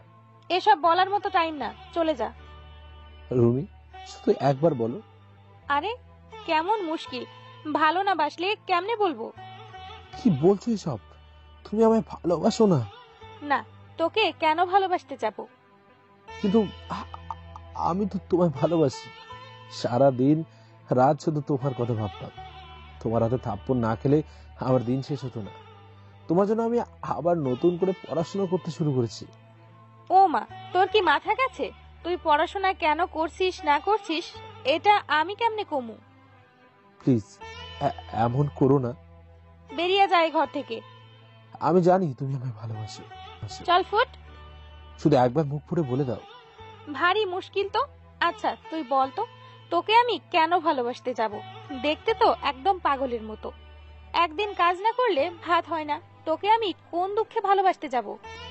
এ কথা শোনা মাত্রই নীলের কলিজা পর্যন্ত কেঁপে উঠল। যার জন্য দুনিয়া ছাড়ছে সে বলছে পাগল। কি মায়ার খেলা। সারা জীবন শহরে থেকে পড়াশোনা করছি তোর মতো একটা আস্ত বাদরকে বিয়ে করব বলে? তুই এখান থেকে চলে যা, নয়তো বাসার কেউ জানলে তোকে আর জীবিত ছাড়বে না। নীলের দম বন্ধ হয়ে আসছিল, গলা দিয়ে কোনো কথা আসছিল না। অসুস্থ মানুষের মতন রুমির দিকে হা করে তাকিয়ে আছে। রুমি নীলকে ধাক্কা দিয়ে ঘর থেকে বের করে দিল। নীল মাতালের মতন পাকড়াতে লাগলো। মনে হচ্ছে নীলের পায়ের নিচের মাটি সরে গেছে। রুমির কথাগুলো বারবার নীলের কানে বাজছিল। নীল গলা ছেড়ে কান্না করতে চেয়েও পারল না। এভাবে মূর্তির মতন হয়ে বাসায় চলে আসলো। বাসায় এসে কোনো কথা না বলে সোজা খাটের উপর শুয়ে পড়ল। চোখ থেকে পানি বেরিয়ে বালিশ ভিজে যাচ্ছে। সে এখন কি করবে, কাকে নিয়ে বাঁচবে সে? খাটে শুয়ে থেকে হাউমাউ করে কাঁদতে লাগলো। নীলের এমন অবস্থা দেখে তার মা সহেলি বিবি খুব কষ্ট পেল। যেই ছেলের মুখে সবসময় হাসি লেগেই থাকতো, কোনো সময় চোখের পানি আসতো না, আজ সে কান্না করছে। প্রশ্নটা মনের মধ্যে বাধা চাপা না দিয়ে নীলকে জিজ্ঞেস করলো, বাবা তোর কি হয়েছে, কান্না করছিস কেন? আম্মু আমার সব শেষ গো আম্মু, আমার সব শেষ। কি বলছিস, কি শেষ হলো? আমার জীবন শেষ আম্মু। মানে কি বলছিস তুই? হ্যাঁ আম্মু, রুমি আমার জীবনে ছিল, আর আজ সে আমার থেকে অনেক দূরে চলে যাচ্ছে। কি হয়েছে খুলে বলতো। আম্মু রুমির আজ বিয়ে। কি বলছিস? কিন্তু তুই এখানে বসে কি করছিস? যা রুমিকে নিয়ে আয়। আম্মু আপন মানুষকে সবসময় বেঁধে রাখা যায় না। ও বুঝতে পারছি, তোদের মধ্যে ঝগড়া হয়েছে। না আম্মু, ঝগড়া হওয়ার মতো আর দিন নেই। হয়েছে, এবার তুই একটু ঘুমাতো, তাহলে সব ঠিক হয়ে যাবে। আম্মু ঘুম আমার কাছে থাকলে তো ঘুমাবো। বেশি কথা বলিস না, চোখ বন্ধ কর। চোখ বন্ধ করলেই শুধু তাকিয়ে দেখি আম্মু, শুধু তাকিয়ে দেখি। চুপ থাক, নে আমি তোর মাথায় হাত বুলিয়ে দিচ্ছি, তুই ঘুমা বাবা। নীল তার মায়ের হাতটা শক্ত করে ধরলো আর তারপর উপরের দিকে তাকিয়ে রইল। ছেলের এমন কষ্ট দেখে তার মা কিছু মেনে নিতে পারল না। কোনোদিন নীলকে এমন ভাবে দেখতে চায়নি তার মা। আজ এমন ভাবে দেখে তার যেন বুকটা ফেটে যাচ্ছে। তাই ভাবলো সে নীলকে নিয়ে রুমির কাছে যাবে আর তার ছেলের কষ্টের কথা বলবে। সহেলি বিবি রুমির কাছে যেতে চাইল। সে মনে করছে বোধহয় ওদের দুজনের মধ্যে ঝগড়া হয়েছে, কিন্তু সে তো আর আসল ঘটনা জানে না। জানলে আর রুমির কাছে যেতে চাইতো না। নীলকে ওভাবেই শুয়ে রেখে সহেলি বিবি চলে আসলো রুমির বাসায়। এসে দেখে বাসাটা খুব সুন্দর করে সাজানো, কিন্তু কেন সাজানো এটা বুঝতে পারলো না। ভিতরে চলে আসলো, এসে দেখে রুমি বউ সেজে অন্য এক ছেলের হাত ধরে বাইরের দিকে আসছে। এটা দেখে তো সহেলি বিবি খুব অবাক হলো। রুমির পিছু পিছু এসে গাড়ির কাছে দাঁড়ালো। তখন সহেলি বিবি রুমিকে ধরলো। মা এসব কি হচ্ছে? ও ছেলের হয়ে এখন মাও চলে আসছে? না আমি বলছি এসব কি হচ্ছে। কেন দেখতে পাচ্ছেন না? কিন্তু কেন, কেন তুমি এমন করলে? এভাবে সহেলি বিবি রুমিকে প্রশ্ন করলো। তার ছেলে এমন কষ্ট সে মানতে পারছিল না, তাই রুমিকে হাজার প্রশ্ন করলো। কিন্তু আজ বাসা থেকে বিদায় নিচ্ছে রুমি, সেজন্য ওরও মন খারাপ। এমন সময় সহেলি বিবির এমন প্রশ্ন শুনে আরো রাগ হলো। কিছু গালি বকাও করল রুমি। বয়স্ক মহিলা বলে তার শরীরে শক্তি তেমন ছিল না। নিজেকে আটকাতে না পেরে পাশে পড়ে গেল, আর যেখানে পড়ল সেখানেই সাইকেল ছিল। সহেলি বিবি সাইকেল নিয়ে পড়ে গেল, যার ফলে সাইকেলের রড এসে তার মাথায় খুব জোরে আঘাত করে। কপাল বেয়ে রক্ত পড়ে যাচ্ছে। উঠে দাঁড়ানোর কোনো শক্তি পেল না। বিয়ে বাড়ির সবাই সবার কাজ নিয়ে ব্যস্ত, কিন্তু জুই মানে রুমির বান্ধবী জুই নীলের মাকে দেখতে পেল। তাই দৌড়ে এসে দেখে সহেলি বিবি অজ্ঞান হয়ে গেছে। জুই খুব ভয় পেয়ে গেল। তার এক বন্ধুকে নিয়ে সহেলি বিবিকে নিয়ে হাসপাতালে চলে গেল। বিষয়টা রুমি একটুকু খেয়াল করলো না, আর না করারই ব্যাপার, কারণ বিয়ের দিন মেয়েরা খুব কষ্টে থাকে, বাবা মাকে ছেড়ে এক নতুন দুনিয়ায় যেতে হয়। এমন সময় অন্য কোনো দিক দিয়ে খেয়াল না থাকাই স্বাভাবিক। রুমিরও ছিল না, সে চলে গেল নতুন রাজ্যে। মনে মনে একটু নীলের জন্য কষ্ট হলো। সে এখন খুব খুশিতে থাকবে, অনেক বড়লোক বাড়িতে বিয়ে হয়েছে তার, এটা ভেবে সে আরো খুশি হলো। নীলের কথা ভুলে গেল। কিন্তু একটা কথা, লোকে বলে কাউকে কষ্ট দিয়ে কখনো সুখী হওয়া যায় না।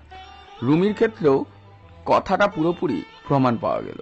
রুমি বড়লোক বাড়িতে বিয়ে করলো যাতে সে খুশি হতে পারে, তা আবার একজন পাগল প্রেমিকের কষ্টের দুনিয়ায় ফেলে। কিন্তু রুমি আর সুখী হতে পারল না। বাসর রাতে রুমির বর মাল খেয়ে লোড হয়ে চলে আসে, আর জানোয়ারের মতন রুমিকে কামড়ে ছিঁড়ে খায়। রুমির চোখ দিয়ে এমনিতেই পানি চলে আসে, আর নীলের কথা মনে পড়ে। এদিকে নীলের মাকে হাসপাতালে নিয়ে আসে জুই আর তার এক বন্ধু। হাসপাতালে আনার পর ডাক্তার তাকে চিকিৎসা করা শুরু করে। সঙ্গে সঙ্গে জুই নীলের কাছে ফোন করে। নীল শুয়ে থেকে কান্না করছিল। এমন সময় ফোনটা বেজে উঠল। নীল খুব বিরক্ত হলো, তখন ফোনটা আর রিসিভ করলো না। সে ভেবেছে হয়তো জুই তাকে সান্ত্বনা দেওয়ার জন্য ফোন করেছে, কিন্তু সে তো জানে না যে তার মা মৃত্যুর সঙ্গে লড়াই করছে। এজন্য মোবাইলে যারই ফোন আসুক না কেন সঙ্গে সঙ্গে রিসিভ করা উচিত, কারণ সে হয়তো অনেক জরুরি কথা বলার জন্য আপনার কাছে ফোন করেছে। তাই ফোনটা রিসিভ করে, কি কথা বলবে সেটা শুনে ভালো লাগলে কথা বলবে, আর ভালো না লাগলে কেটে দিবে। কিন্তু তার ভালো লাগছে না, তো জুই পরপর 3 বার ফোন করলো, কিন্তু একবারও ফোন রিসিভ করলো না। 4 বারের বেলায় এবার বিরক্ত হয়ে ফোনটা রিসিভ করলো। কি হয়েছে? হ্যাঁ, আমাকে একটু শান্তি দিবে না? তুমি এক্ষুনি হাসপাতালে চলে আসো। কি হয়েছে? হাসপাতালে কেন? তাড়াতাড়ি চলে আসো। রুমি ঠিক আছে তো? সে চলে গেছে, কিন্তু তোমার? কি আমার? তোমার মা এখন হাসপাতালে, তাড়াতাড়ি চলে আসো। কি বলছো কি? হ্যাঁ, এখানে আসো, সব বলছি। জুই ফোন কেটে দিল। নীল নিজের কানকে বিশ্বাস করতে পারলো না। তাড়াহুড়ো করে উঠে বাসায় তার মাকে খুঁজতে লাগলো, কিন্তু অনেক খুঁজেও পেল না। তখন ভাবলো হয়তো জুইয়ের কথাই ঠিক। এটা ভেবেই দিল দৌড় হাসপাতালে। হাসপাতালে এসে দেখে জুই আর আরেকটা ছেলে দাঁড়িয়ে আছে। কি হয়েছে আম্মুর? মাথায় আঘাত লেগেছে, অ্যাক্সিডেন্ট। জুই নীলের কাছে ব্যাপারটা লোকালো, কারণ এটা বললে নীল আরো কষ্ট পাবে। কিন্তু নীল একদম ভেঙে পড়ল, মাথায় হাত দিয়ে বসে পড়ল। আমি আর পারছি না। আমার সাথে এমন কেন হচ্ছে? কি দোষ করছি আমি? আমার দম বন্ধ হয়ে আসছে। নীল, উঠো, চলো ওখানে বসি। জুই নীলকে ধরে তুলে নিয়ে গিয়ে বসার জায়গায় বসে পড়ল। নীল আজ অনেক কষ্ট পেয়েছে। রুমি আর তার মাকে নিয়ে একটা ফুলের মতন সংসার করতে চেয়েছিল, যাতে মা থাকবে সবার উপরে, কিন্তু আজ দুজনই নীলকে ছেড়ে যাচ্ছে। নীলের বেঁচে থাকার আশাটাই মরে গেল, আর বেঁচে থাকতে তার মন চাচ্ছে না। নীল বসে থেকে কান্না করছিল, আর জুই তাকে সান্ত্বনা দিচ্ছিল। এমন সময় সহেলি বিবির রুম থেকে একজন ডাক্তার বেরিয়ে আসলো। ডাক্তারবাবু, আমার মা কেমন আছে? সরি, তোমার মায়ের অবস্থা খুব খারাপ, মাথায় প্রচুর আঘাত পেয়েছে। কি বলছেন ডাক্তার? হ্যাঁ, অপারেশন করলে আমরা গ্যারান্টি দিতে পারবো না, বাঁচতেও পারে আবার নাও পারে। ডাক্তার, আপনার যা করতে হয় করেন, শুধু আমার আবুকে বাঁচিয়ে তুলুন। এর জন্য অনেক টাকা লাগবে, প্রায় 40 থেকে 50 হাজারের মতো। এত টাকা আমি পাবো কই? তাহলে বাঁচানো যাবেই না। না না, আপনি অপারেশন চালু করুন, আমি টাকা এনে দেবো। সরি, এই টাকা জমা দেওয়ার পর আমরা অর্ডার পাবো। ও। ডাক্তার চলে গেল। নীল আর জুই ভিতরে চলে গেল। ভিতরে এসে দেখে নীলের মা শুয়ে আছে। নীল গিয়ে তার মায়ের পাশে বসতেই সহেলি বিবির চোখ খুলল। বাবা নীল, তুই ঠিক আছিস তো? হ্যাঁ মা, আমি ঠিক আছি। তোমার এখন কেমন লাগছে? তোকে দেখে ভালো লাগছে। বাবা, রুমি কি চলে গেছে? হ্যাঁ আন্টি, চলে গেছে। রুমি মানে? তুমি রুমির কাছে গেছিলে নাকি? আরে না বাবা না, আমি যে কি করব? সত্যি করে বলো, আমার কসম। কি করলি এটা? হ্যাঁ গেছিলাম, তোর কষ্ট আমি দেখতে পারিনি, তাই তার কাছে আসছিলাম। আর ওই রাক্ষসী বেঈমান মেয়ে তোমার এমন অবস্থা করেছে, তাই না? আরে বাবা না, ও কেন করবে? ও তো তোর জন্য কান্না করছিল। আমি এটা দেখে রাস্তা দিয়ে আসার সময় অ্যাক্সিডেন্ট হই। বাইরে অ্যাক্সিডেন্ট হলে জুই কি করে আর জানলো? ও তো বিয়ে বাড়িতে ছিল। আরে ওসব বাদ দে। জুই, আমার মাথায় হাত রেখে বলো কি হয়েছিল ওখানে। নীল, হ্যাঁ সত্যি সত্যি বলবা। আন্টি রুমির কাছে যাই, আর তারপর সবটা খুলে বলল। রুমি, আমি তোকে কিছুতেই ছাড়বো না। তুই আমার মায়ের গায়ে হাত দিয়েছিস, তোর হাত আমি কেটে ফেলবো। নীল বাবা, পাগলামি করিস না। আমি রুমিকে কিছুতেই ছাড়বো না। তুই রুমির কিছু করবি না, আমার কসম। তুই রুমির গায়ে একটা টাচও করবি না। কিন্তু মা। আমার শেষ কথাটা রাখ। শেষ কথা মানে কি বলছো তুমি? আমার তো বয়স হয়েছে, তাই না? তোমার কিচ্ছু হবে না, তুমি চুপ করে থাকো। হ্যাঁ বাবা, আমি তো চুপ হয়ে যাব। আম্মু, তোমার কিচ্ছু হবে না, ডাক্তার বলেছে সব ঠিক হয়ে যাবে। সেটা তো আমিও চাই বাবা, আমি ছাড়া যে তোর কেউ নাই। হ্যাঁ আম্মু, তুমি রেস্ট নাও, আমরা বাইরে যাই। কিন্তু কোনো পাগলামি করিস না। তারপর নীল আর জুই বাইরে চলে আসলো। নীল চিন্তা করছে, রুমি এতটা খারাপ হতে পারলো? রুমি এতটা নিচে নামতে পারলো? জানি না, কিন্তু এটা করা তার ঠিক হয়নি। কি অপরাধ ছিল? আমি তো ওর পথ থেকে সরেই আসছিলাম।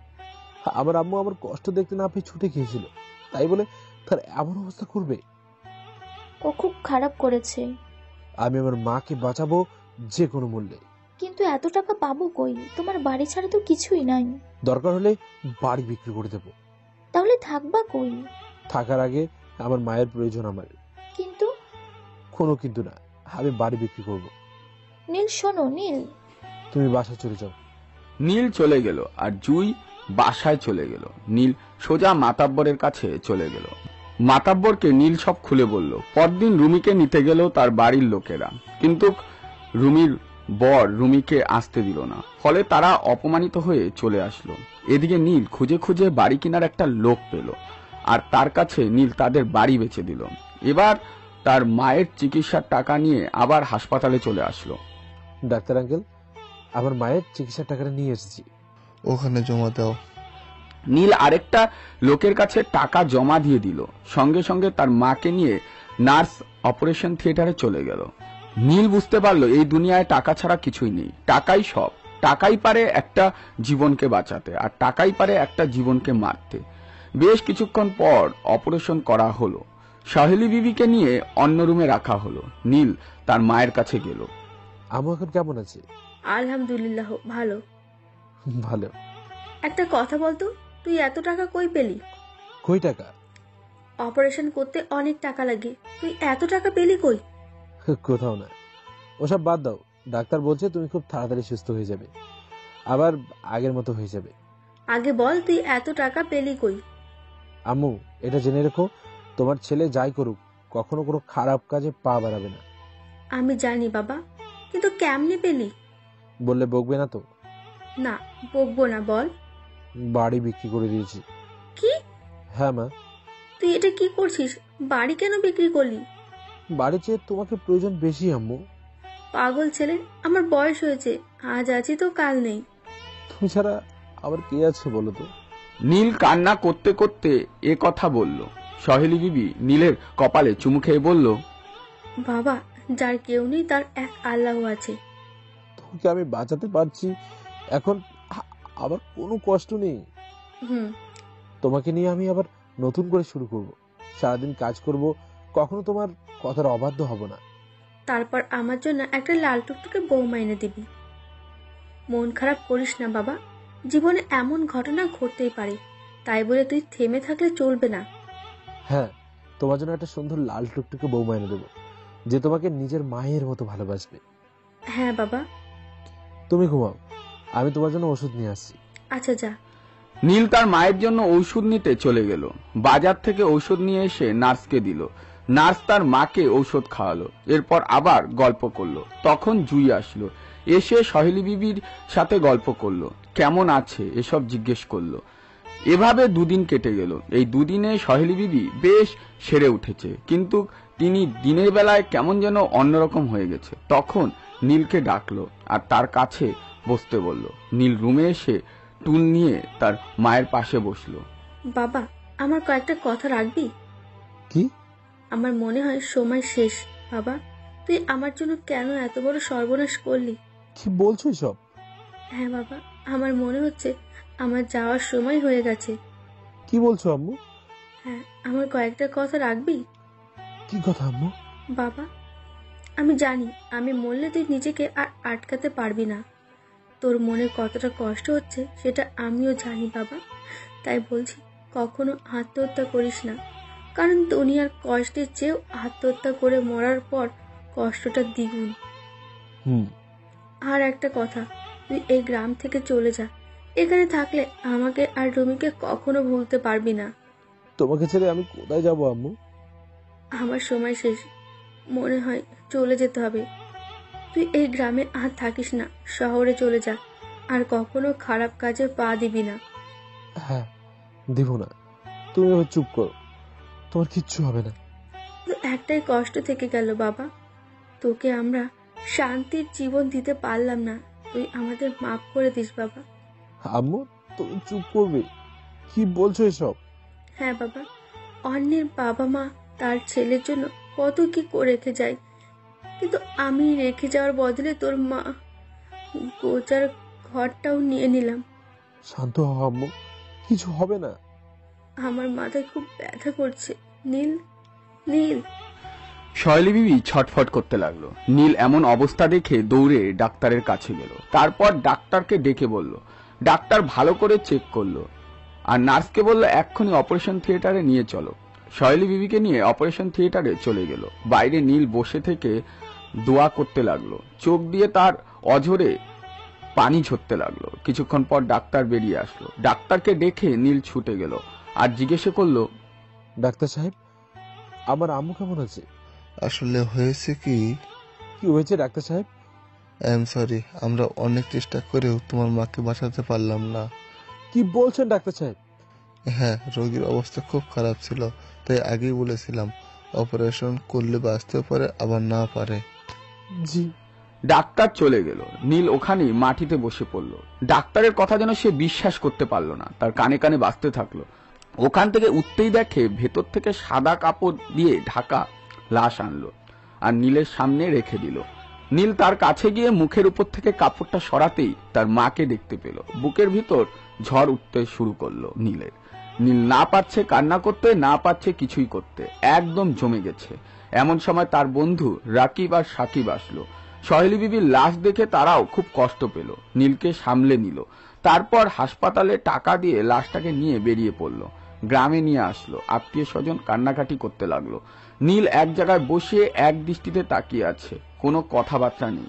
গ্রামের সবাই বলল মরা লাশ উপরে রাখতে নেই, সেই জন্য সবাই মিলে দাফন কাফনের ব্যবস্থা করলো। তারপর সহেলি বেবিকে কবরে রাখলো। নীলের কান্না আর আসে না, একদম পাথর হয়ে গেছে। নিজের মাকে কবরে রেখে এসে বসে রইল, খাওয়া দাওয়া কিছু করে না। রাকিব সাকিব এসে নীলের পাশে বসলো। তারাও জানতে পারলো সহেলি বিবির মৃত্যু কেমন করে হয়েছে। ভাই চলো কিছু খেয়ে নাও। কি হলো? চলো চলো ভাই, কিছু খেয়ে নাও, রাত থেকে তো কিছুই খাওনি। চলো ভাই। খিদে নেই। খিদে নেই মানে? কাল রাত থেকে কিচ্ছু খাওনি। বললাম তো খাবো না, কানে কথা যায় না নাকি? যা এখান থেকে। আজ আমাদের মারলেও যাব না। পৃথিবীতে আমার দুটো মানুষ আপন ছিল, এক আম্মু আর এক রুমি। আজ দুজনেই আমার ছেড়ে চলে গেল। রুমি যদি তোমায় কষ্ট দিয়ে বাঁচতে পারে, তাহলে তুমি কষ্ট মেনে নিয়ে কেন বাঁচতে পারবে না? কষ্ট দেওয়া খুব সহজ, কিন্তু সেটা মেনে নেওয়া খুব কঠিন জিনিস।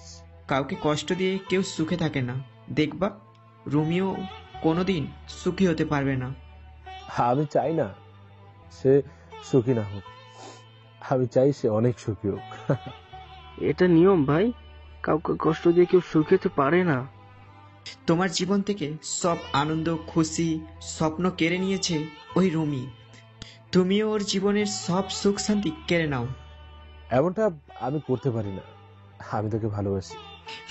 এতদিন থাপ্পড় খেলেন আর এখন মাকে হারালেন, তারপরেও সেই ভালোবাসা মুখ থেকে সরালে না। হ্যাঁ, ওই বেইমানের জন্য আমার মা মরেছে। ও একটা খুনি, ওকে কখনো ভালোবাসি না, ঘৃণা করি ওকে। নীল এমন করে বসে থেকে রুমিকে গালি দিচ্ছে। ওইদিকে রুমি তো বরের বাসায় বন্দি হয়ে গেছে, বাসা থেকে কোথাও বেরো হতে দেয় না, ঠিক মতন কথাও বলতে দেয় না তার বর। তার ইচ্ছে হলে এসে তাকে ব্যবহার করে চলে যায়, তাদের মধ্যে কোনো সম্পর্ক তৈরি হয়নি। এখন নীলের কথা বরাবর মনে হচ্ছে রুমি। একদিন রাতে তার স্বামী বাইরে গেছে, তখনই জুয়ের কাছে ফোন দিল। হ্যালো, কে? আমি রুমি। তোর সাথে কথা বলতেও আমার ঘৃণা লাগে। কেন? আমি কি করলাম? তুই বড়লোক হওয়ার আশায় একটা ছেলের জীবন নষ্ট করে দিলি, তার কাছ থেকে তার মাকে কেড়ে নিলি। মাকে কেড়ে নিলাম মানে? ও, তুই তো এখন এসে ভুলেই যাবি। কি বলছিস? আমি তো কিচ্ছু বুঝতে পারছি না। না বোঝাই ভালো। প্লিজ আমায় বল, কি হয়েছে নীলের? বিয়ের দিন নীল বাসায় কান্না করছিল, তখন সেটা তার মা মানতে না পেরে তোর কাছে আসছিল, আর তুই তাকে মেরে ফেললি। কি বলছিস? আমি কাকে মারছি? তুই নীলের মাকে ধাক্কা মারিসনি? হ্যাঁ, মারছি। সেই ধাক্কা লেগে নীলের মা সাইকেলের উপর পড়ে যায়, আর তার মাথায় রড ঢুকে যায়। তারপর তার চিকিৎসা করার জন্য নীল তাদের বাড়ি বিক্রি করে। এখন নীল কেমন আছে রে? খুব ভালো। অপারেশনের পর তার মা মারা যায়, এখন সে পৃথিবী থেকে মুক্ত। জানি না কখন কি করে বসে। বিশ্বাস কর জুই, আমি এমনটা চাইনি। হ্যাঁ, আমি মানছি বড়লোক হওয়ার লোভে নীলের পবিত্র ভালোবাসা আমি অপমান করছি, কিন্তু তার মাকে আমি মারতে চাইনি। আমি ভাবতেও পারিনি তুই এতটা নিচে নামতে পারিস। আমি আমার পাপের শাস্তি পাচ্ছি রে জুই। এখন বুঝতে পারছি নীলের ভালোবাসা কতটা সত্যি ছিল। এখন তো কি, তুই আরো শাস্তি পাবি, বেঁচে থেকেও মরে যাবি। এক মায়ের অভিশাপ পেয়েছিস, আর এক পাগল প্রেমিকের অভিশাপ পেয়েছিস।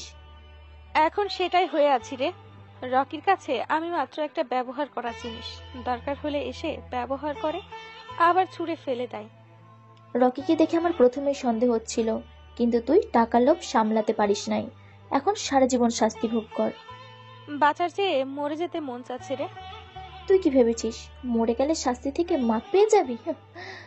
কখনো না, মরে গেলে আরো শাস্তি পাবি। এখন কি করব আমি? নীলাজ চলে যাচ্ছে, জানি না কোথায় যাচ্ছে। জুই, তুইও তো নীলকে পছন্দ করিস, প্লিজ ওকে তোর করে নে। ওকে এভাবে নষ্ট হতে দিস না। আমি না হয় শেষ হয়ে গেছি, কিন্তু ওর পুরো ভবিষ্যৎ সামনে। রুমি, নীল তোর সাথে মজা করেনি, তোকে তার জীবনের চেয়েও বেশি ভালোবেসেছে। তার জীবনে আর কোনো জায়গা ফাঁকা নেই যেখানে আমি একটু জায়গা পাবো। চেষ্টা করলে অবশ্যই পারবি। ও যেমন আমার মনে ভালোবাসা জাগিয়েছে, ঠিক তুই চেষ্টা করলে তুইও পারবি। তোর জন্য এখন সে কোনো মেয়েকে বিশ্বাস করতে পারে না। প্লিজ বোন আমার। দেখি যদি তাকে ধরতে পারি। তাড়াতাড়ি যা। জুই ফোন কেটে দিল আর দৌড় দিল রাকিবের বাসায়। এদিকে নীল সকালে উঠে ফ্রেশ হলো, তারপর রাকিবের বাসা থেকে বেরিয়ে পড়ল। রাকিব নীলকে রাস্তা পর্যন্ত এগিয়ে দিল। নীল রাকিবকে জড়িয়ে ধরল। রাকিব, তোরা দুজন আমার কলিজা ছিলি রে, আর থাকবি। ভাই, গ্রামেই থেকে যাও, যেও না। না রে, আমার মায়ের কথার অবাধ্য হব না। নিষেধ করার মতো পথ নেই। থাক রে, গেলাম। এদিকে জুই দৌড়ে রকিবের বাসায় এসে দেখে রাকিব নেই। তার মাকে জিজ্ঞেস করতেই বলল রাকিব নীলকে এগিয়ে দিতে গেছে। জুই এ কথা শুনে রাস্তার দিকে দৌড় দিল। এদিকে নীল দাঁড়িয়ে থাকতে একটা গাড়ি আসলো, আর নীল রাকিবকে বিদায় জানিয়ে গাড়িতে উঠে বসলো। জুই দৌড়ে আস্তে আস্তে গাড়ি চলে গেল। আরে জুই আপু, তুমি নীলকে আটকাওনি কেন? চেষ্টা কি কম করেছি? পারেনি তো। ও, এখন একমাত্র তার ভাগ্য তার কাছে আসবে। জুই আর রাকিব আবার গ্রামের দিকে ফিরে গেল। জুই বাসায় চলে গেল। নীল গাড়িতে উঠে তার মায়ের কথা ভাবতে লাগলো। প্রেমের জন্য তার মাকে হারাতে হলো। অনেকক্ষণ জার্নি করলো। নীলের কাছে যা টাকা ছিল তা দিয়ে যতটুক যাওয়া ততদূর গেল। এবার টাকা ফুরিয়ে গেছে। এখান থেকে ঢাকা আরো 200 টাকা ভাড়া। নীলের কাছে টাকা নেই, তাই সে আর যেতে পারল না। ওখানেই ঘুরতে গেল। রাত হয়ে গেছে, তবুও সে হাঁটতেই আছে। এমন সময় সামনে থেকে কারো আওয়াজ নীলের কানে ভেসে আসলো। নীল হাঁটা স্পিড বাড়ালো। কিছু দূর আসতেই দেখলো কয়েকটা লোক মিলে একটা লোককে সেই মারা মারছে। লোকটাকে দেখে মনে হচ্ছে ভদ্রলোক। নীল একটু মারপিট করতে অভ্যস্ত ছিল, তাই সাহস পেল। লোকটার মুখ থেকে, কপাল থেকে রক্ত পড়ছে। নীল তার ব্যাগটা রেখে একটা লাঠি তুলে নিল, এরপর ঝাঁপিয়ে পড়ল তাদের উপর। নীলের হাতে লাঠি থাকায় একটু পরে উঠল, কিন্তু তাদের হাতে চাকু ছিল, সেই জন্য চাকু বের করলো। নীল ঘুরতে ঘুরতে গিয়ে লোকটাকে ছাড়িয়ে নিল। তার যা হলো তাতে তো নীল একবারে হেব্বি অবাক। এই লোকটা মারামারি শুরু করলো এবং একাই সবগুলাকে সামাল দিয়ে দিল। এটা দেখে তো নীল অবাক হয়ে গেল। অবশেষে গুন্ডাগুলো পালিয়ে গেল। লোকটা একটু বসে পড়ল, কিছুক্ষণ বসে থেকে তারপর বলল, তুমি কে? আমার নাম নীল। আপনি কে? আর এরা কেন আপনার মারতে চাইছিল? আমার নাম ইন্সপেক্টর কবির খান। পুলিশ? হ্যাঁ। তার মানে খুব ভালো মানের একজন পুলিশ অফিসার, সেজন্য ওরা আপনার মারতে চাইছিল? হ্যাঁ, কিন্তু তুমি এত রাতে এখানে কেন? আসলে আমার বাড়িঘর বর্তমানে নেই, তাই কোথায় যাই তার কোনো ঠিক নেই। বুঝলাম না। থাক, ওসব বাদ দেন। না না না, বলো শুনি। আমি গ্রামের ছেলে, আমার বাবা নেই, মা ছিল। তারপর নীল কবিরকে সব খুলে বলল। কবির এমন ঘটনা শুনে কিছুটা অবাক হলো। আমার সাথে কি কাজ করবে? হ্যাঁ, করতে পারি, কিন্তু কাজটা কি? আগে বলো তোমার পড়াশোনা কত দূর কি? এবার ইন্টার প্রথম বর্ষ। তাহলে পুলিশ অথবা আর্মি কোনটা চাও? ছোট থেকে আর্মি হওয়ার খুব শখ। তাহলে হয়ে গেছো। হ্যাঁ, বললেই হলো। আর্মি হতে অনেক টাকা লাগে, ঘুষ দিতে হয়। কিছু দিতে হবে না, আমার সাথে চলো। কেন যাব? আর্মি হবে। নীল কিছুক্ষণ ভাবলো এখন তার যাবার মতন কোনো জায়গা নেই। এই লোকটার সাথে গিয়ে যদি কোনো কাজ পায় তাহলে তার দিন পার করতে পারবে। এটা ভেবে নীল রাজি হলো। তারপর কবির সাহেব তার নিজ গাড়িতে করে নিয়ে আসলো ঢাকা শহরে। এরপর সেখান থেকে আর্মিতে দাঁড়া করালো। পুলিশের সাপোর্ট থাকায় নীল চান্স পেয়ে গেল। সমস্ত পরীক্ষায় সে পাশ করলো। এরপর ট্রেনিং এর একটা তারিখ দিল। সেই তারিখ পর্যন্ত নীল কই থাকবে সেটা নিয়ে চিন্তা করতে লাগলো কবির খান। অবশেষে বলল থাকবে হোটেলে, কিন্তু খাওয়া দাওয়া করবে কবির সাহেবের বাসায়। কবির সাহেব তার বাসায় থাকতে বলতো, কিন্তু কবির সাহেবের একটা যুবতী মেয়ে আছে, কিন্তু লোকটা কি করে বলবে, তাই তাকে হোটেলে থাকতে বলল। নীল সেটাতেই রাজি হলো। এদিক সেদিক কাজ করতে করতে সন্ধ্যা হয়ে গেল। রাতটা হোটেলে পার করে সকালে উঠে ফ্রেশ হয়ে কবির সাহেবের বাসায় চলে গেল। দরজায় নক করতে এক যুবতী মেয়ে এসে দরজা খুলে দেয়। তার নাম ছিল মণি। মণি নীলকে দেখে ক্রাশ খায়। এরপর বলে, আপনি কি বিদ্যুৎ কেন্দ্রের লোক? না। তাহলে কি পানি? আমায় দেখে কি এসব মনে হয়? ও সরি, তাহলে কে? আমি হলাম নীল। এটা কবির স্যারের বাসা না? নো মিস্টার, এটাই আমার বাসা। কিন্তু কবির স্যার তো আমায় এই বাসার অ্যাড্রেস দিয়েছে। ঠিক। তাহলে কি কবির স্যার এখানে আছে? হ্যাঁ আছে তো, আসেন ভিতরে। ধন্যবাদ। মানুষের যে কোনো একটা সুন্দর হয়, আপনার তো দুটোই সুন্দর। মানে নাম আর চেহারা। তাই নাকি? হ্যাঁ। স্যার কোথায়? ঘুমাচ্ছে। আপনি দাঁড়ান, আমি আসছি। জি। মণি উপরে চলে গেল আর নীল নিচে বসে পড়ল। মণি তার বাবাকে ডাকলো। কবির সাহেব নিচে এসে সবার সাথে পরিচয় করিয়ে দিল। নীল আজ থেকে আমাদের বাসায় থাকবে, মানে খাওয়া দাওয়া করবে। ইয়াহু! মনির এমন কথা শুনে সবাই তার দিকে হা করে তাকিয়ে থাকলো। না মানে একজন সদস্য বাড়লো, আস্তে আস্তে আমাদের বাসা ভরে যাবে, এই জন্য। খাবার খাও। জি আব্বু। মণি এমনিতেই খুব দুষ্টু, তার উপর বাপের একমাত্র মেয়ে, দুষ্টু তো হবেই। মণি তার মাকে ভয় পেত না, কিন্তু তার বাবাকে খুব ভয় পেত। বাবার সামনে একদম ভিজা বিড়াল। নীলকে তার পছন্দ হয়েছে, তাই সবসময় নীলের পেছন ঘুরত। খাবার টাইম হলেই মণি এসে দরজার কাছে দাঁড়িয়ে থাকতো। নীল আসা মাত্রই দরজা খুলে এক মাথা থেকে শুরু করতো বকতে। মনি সব সময় বেশি কথা বলে আর সবার সাথে মজা করে। এভাবেই কয়েকদিন পার হয়ে গেল। মনি নীলের সাথে বেশ ফ্রি হয়ে গেছে, আর নীলও হলো। মনি খুব দুষ্টু একটা মেয়ে। নীলকে তার ভালো লাগতো। তার দুষ্টুমি নীলের খুব পছন্দ হতো। তার সাথে গল্প করতো, মজা করত, ঝগড়া করতেও কমতি রাখতো না। কিন্তু এসব কবির সাহেবের আড়ালে। কবির সাহেব বাসায় আসা মাত্রই দুজনই একদম অবুঝ শিশু। এখন আর তারা আপনি আপনি করে না, তারা দুজনই তুই তুই করে কথা বলে। তুই বলা আগে মনি শুরু করেছিল, তারপর আস্তে আস্তে নীলেরও অভ্যাস হয়ে গেছে। এভাবেই দিন কাটতে লাগলো। মনি এখন নীলকে আরো বেশি ভালোবেসে ফেলেছে, সব সময় তার সাথেই থাকে। হোটেল থেকে আসতে একটু দেরি হলে মনি নিজেই চলে যেত। কয়েকদিন পর নীলের ট্রেনিং এর তারিখ চলে এলো। এরপর নীল ট্রেনিং এ চলে গেল। টানা 3 মাস ট্রেনিং করে সে অফিসার পদে নিয়োগ হলো। কিন্তু তার আগে কয়েকদিন মিশন পূরণ করতে হবে, সেজন্য নীল সিক্রেট আর্মি হলো বর্তমানের জন্য। এরপর কবির সাহেব নীলের থাকার জন্য আলাদা একটা ফ্ল্যাট কিনে দিল। কয়েকটা ভয়ঙ্কর ভয়ঙ্কর মিশন পূরণ করলো নীল। তারপর আর কোনো মিশনে আসলো না, তাই বাসায় থাকতো। এদিকে কবির সাহেব নীলকে ফোন করে তার বাসায় আসতে বলল। নীল তাই চলে এলো। এসে দেখে কবির সাহেব অফিস থেকে আসে নাই, সেজন্য নীল সোফায় বসে পড়ল। তারপর মনি আসলো। এরপর থেকে আপনারা তো জানেনই, কবির সাহেব এসে রকির ফটো দেখায় নীলকে, তারপর তাকে ধরিয়ে দিতে বলে। কিন্তু নীল তা না করে তাকে খুন করে দেয়। তাহলে চলেন বর্তমানে ফিরা যাক। নীল ছাদে দাঁড়িয়ে মনিকে এসব কথা বলছিল। মনি ছাদের দেওয়ালের সাথে হেলান দিয়ে নীলের কথাগুলো শুনছিল। এটাই ছিল আমার জীবনের ঘটনা। রুমি, তোর মাকেও মেরে ফেললো? হ্যাঁ, আর সেদিন থেকে ওর প্রতি আমার ঘৃণার জন্মে। এখন তার জন্য আমার একটুও ভালোবাসা নেই, যা আছে সব ঘৃণা। ঠিক করছিস। ওকে দেখা মাত্রই আমার অনেক রাগ হয়, তার জন্য রকিকে গুলি করছি। কিন্তু নীল, একটা ভয় থাকছে রে। রুমি যদি তোর বলে ওর স্বামীকে ওর সামনে খুন করেছিস, তাহলে তোর অনেক ঝামেলা হবে। কারণ ওকে অ্যারেস্ট করতে বলেছিল, খুন করার আইন নেই। যা হবে হোক, আমি কিছু মনে করি না।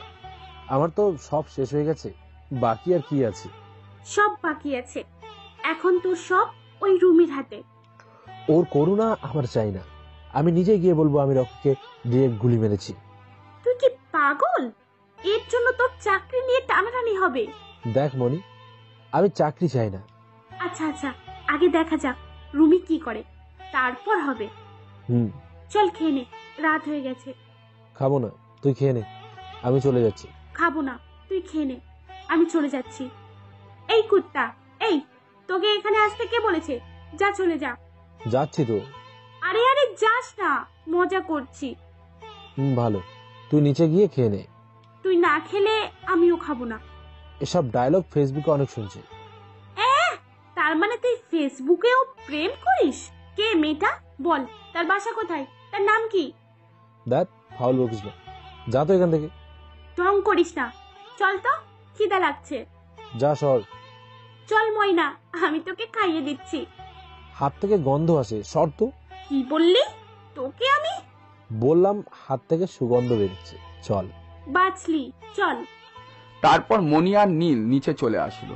নিচে এসে দেখে কবির সাহেব এখনো আসেনি। এটা দেখে তো মনি সেই খুশি।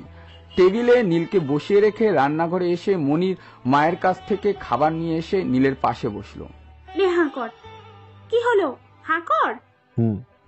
নীল হাঁ করলো। মনি তাকে খাইয়ে দিল।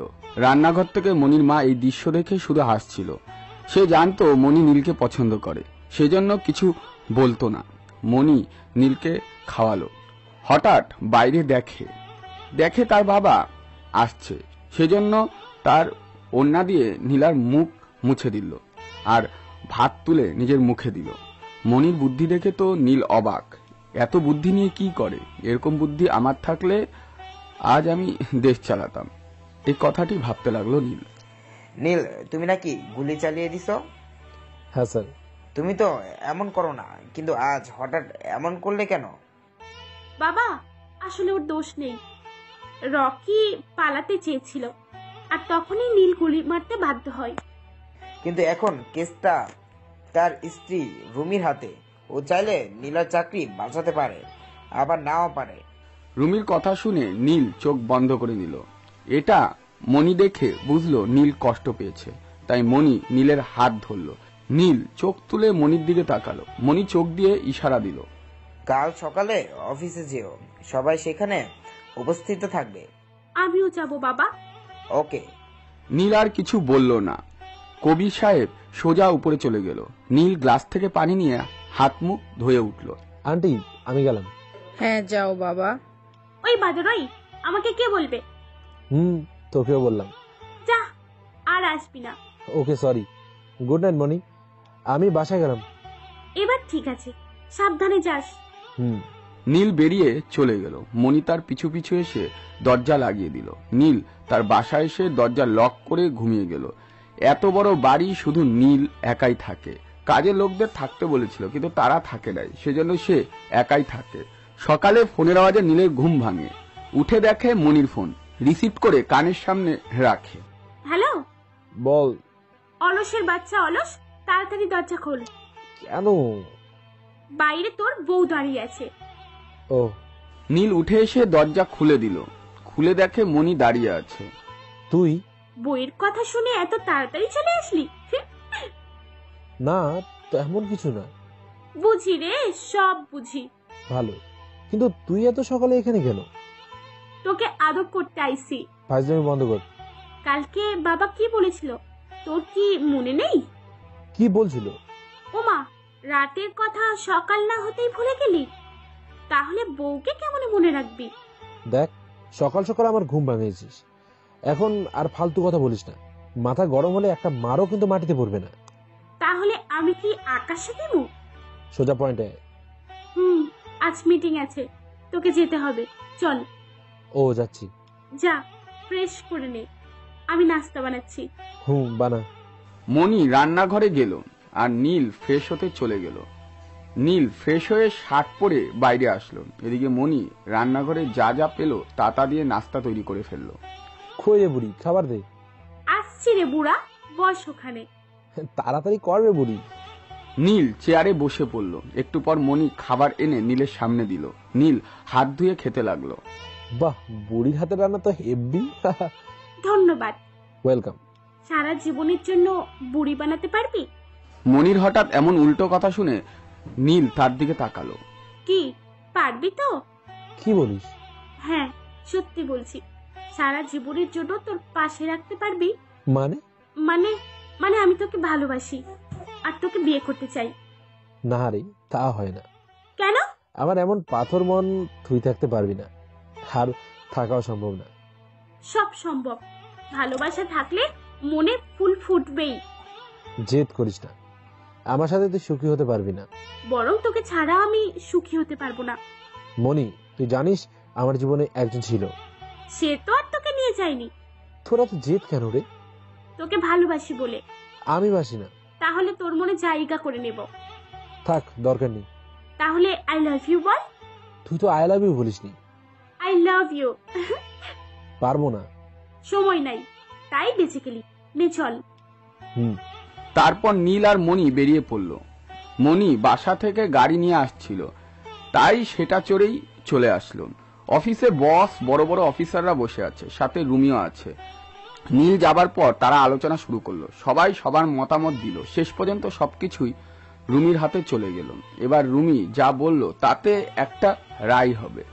মনি নীলের হাত শক্ত করে ধরল। নীলের মুখ শুকিয়ে গেল। স্যার, আমার স্বামী একজন নামকরা ক্রিমিনাল ছিলেন। জানি না কত মেয়ের সর্বনাশ করছে। আমি সেগুলো জেনেও কিছু করতে পারিনি, কারণ নিজের স্বামীর খারাপ কেউ চায় না। হ্যাঁ, তারপর? আজ এই ছেলে আর এই মেয়ে আমার বাসায় যায় আর ওনাকে অ্যারেস্ট করতে চায়, কিন্তু সে আমার গলায় চাকু ধরে ওদের ব্ল্যাকমেল করে। ফলে এই ছেলে আমার স্বামীকে গুলি করতে বাধ্য হয়। এবার অফিসার নীলের কথা শুনতে চাইল। তখনই মনি নীলের দিকে করুণ দৃষ্টিতে তাকালো আর হ্যাঁ বলতে ইশারা করলো। মনির মুখের দিকে তাকিয়ে নীল বলল, হ্যাঁ স্যার, ম্যাডামের কথা সত্যি। এটা শুনে কমান্ডাররা রায় দিল নীলের কোনো দোষ নেই, তাই নীলকে আর্মির একজন অফিসার করা যেতে পারে। সবাই খুব খুশি হলো, কিন্তু নীল মুখটা কেমন যেন করলো। এরপর বেরিয়ে চলে গেল। মিটিং আজকের মতন শেষ করে যে যার মতন বাসায় চলে গেল।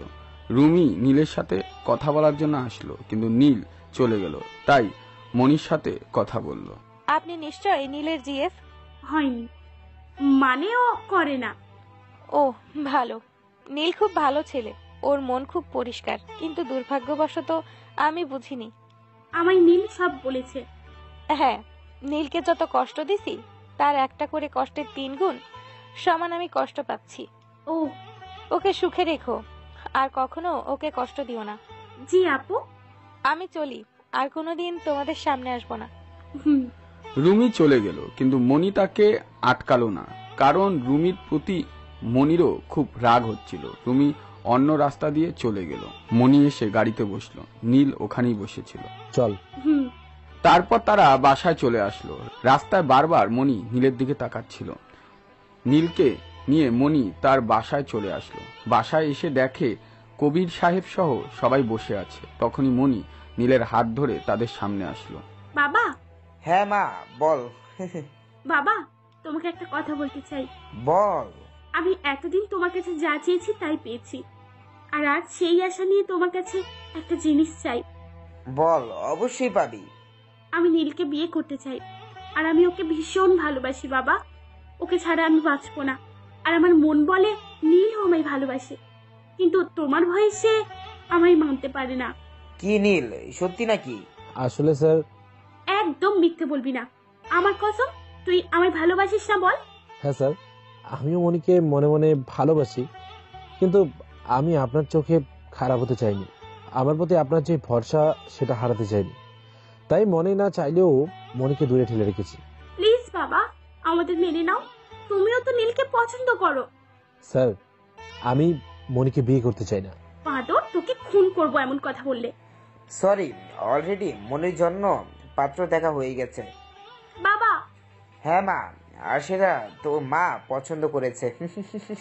মা, তুমি তো জানতে আমি নীলকে ভালোবাসি। তোর মা নীলের সাথে তোর বিয়ে দেওয়ার কথা বলে রাখছে, আর তাই এখন তোদের কথা চলবে না। বাবা, কি বলছো? হ্যাঁ রে মা, আমি জানতাম তুই নীলের প্রতি দুর্বল। নীলও ছিল, কিন্তু সে গোপন করে রাখতো। আমি মনে মনে ভাবছিলাম, তখন তোর মা আমায় সেই প্রস্তাব দেয়। তাহলে এতদিন বলনি কেন?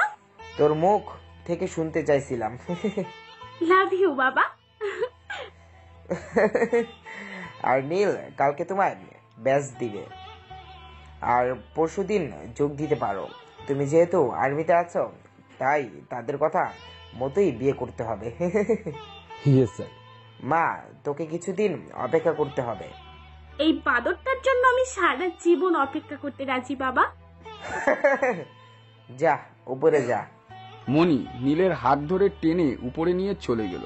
মনির রুমে এসে দেওয়ালে এসে ঠেসে ধরে বলল, এবার তো লাভ ইউ টু বল। বলবো না। বলবি না? তোকে আস্ত গিলে খাবো। তারপর মনি নীলের ফিজিক্স ক্লাস নিতে লাগলো। পরদিন নীল ব্যাচ পেল, চাকরি পেল, মন দিয়ে চাকরি করতে লাগলো। 2 বছর পর নীল বিয়ে করার আদেশ পেল। বাসায় এসে মনির সাথে নীলের বিয়ে হলো, আর তাদের নতুন জীবন শুরু হলো। শেষমেশ একটা কথা থাকলো, কাউকে কষ্ট দিয়ে কখনোই সুখী হতে পারে না।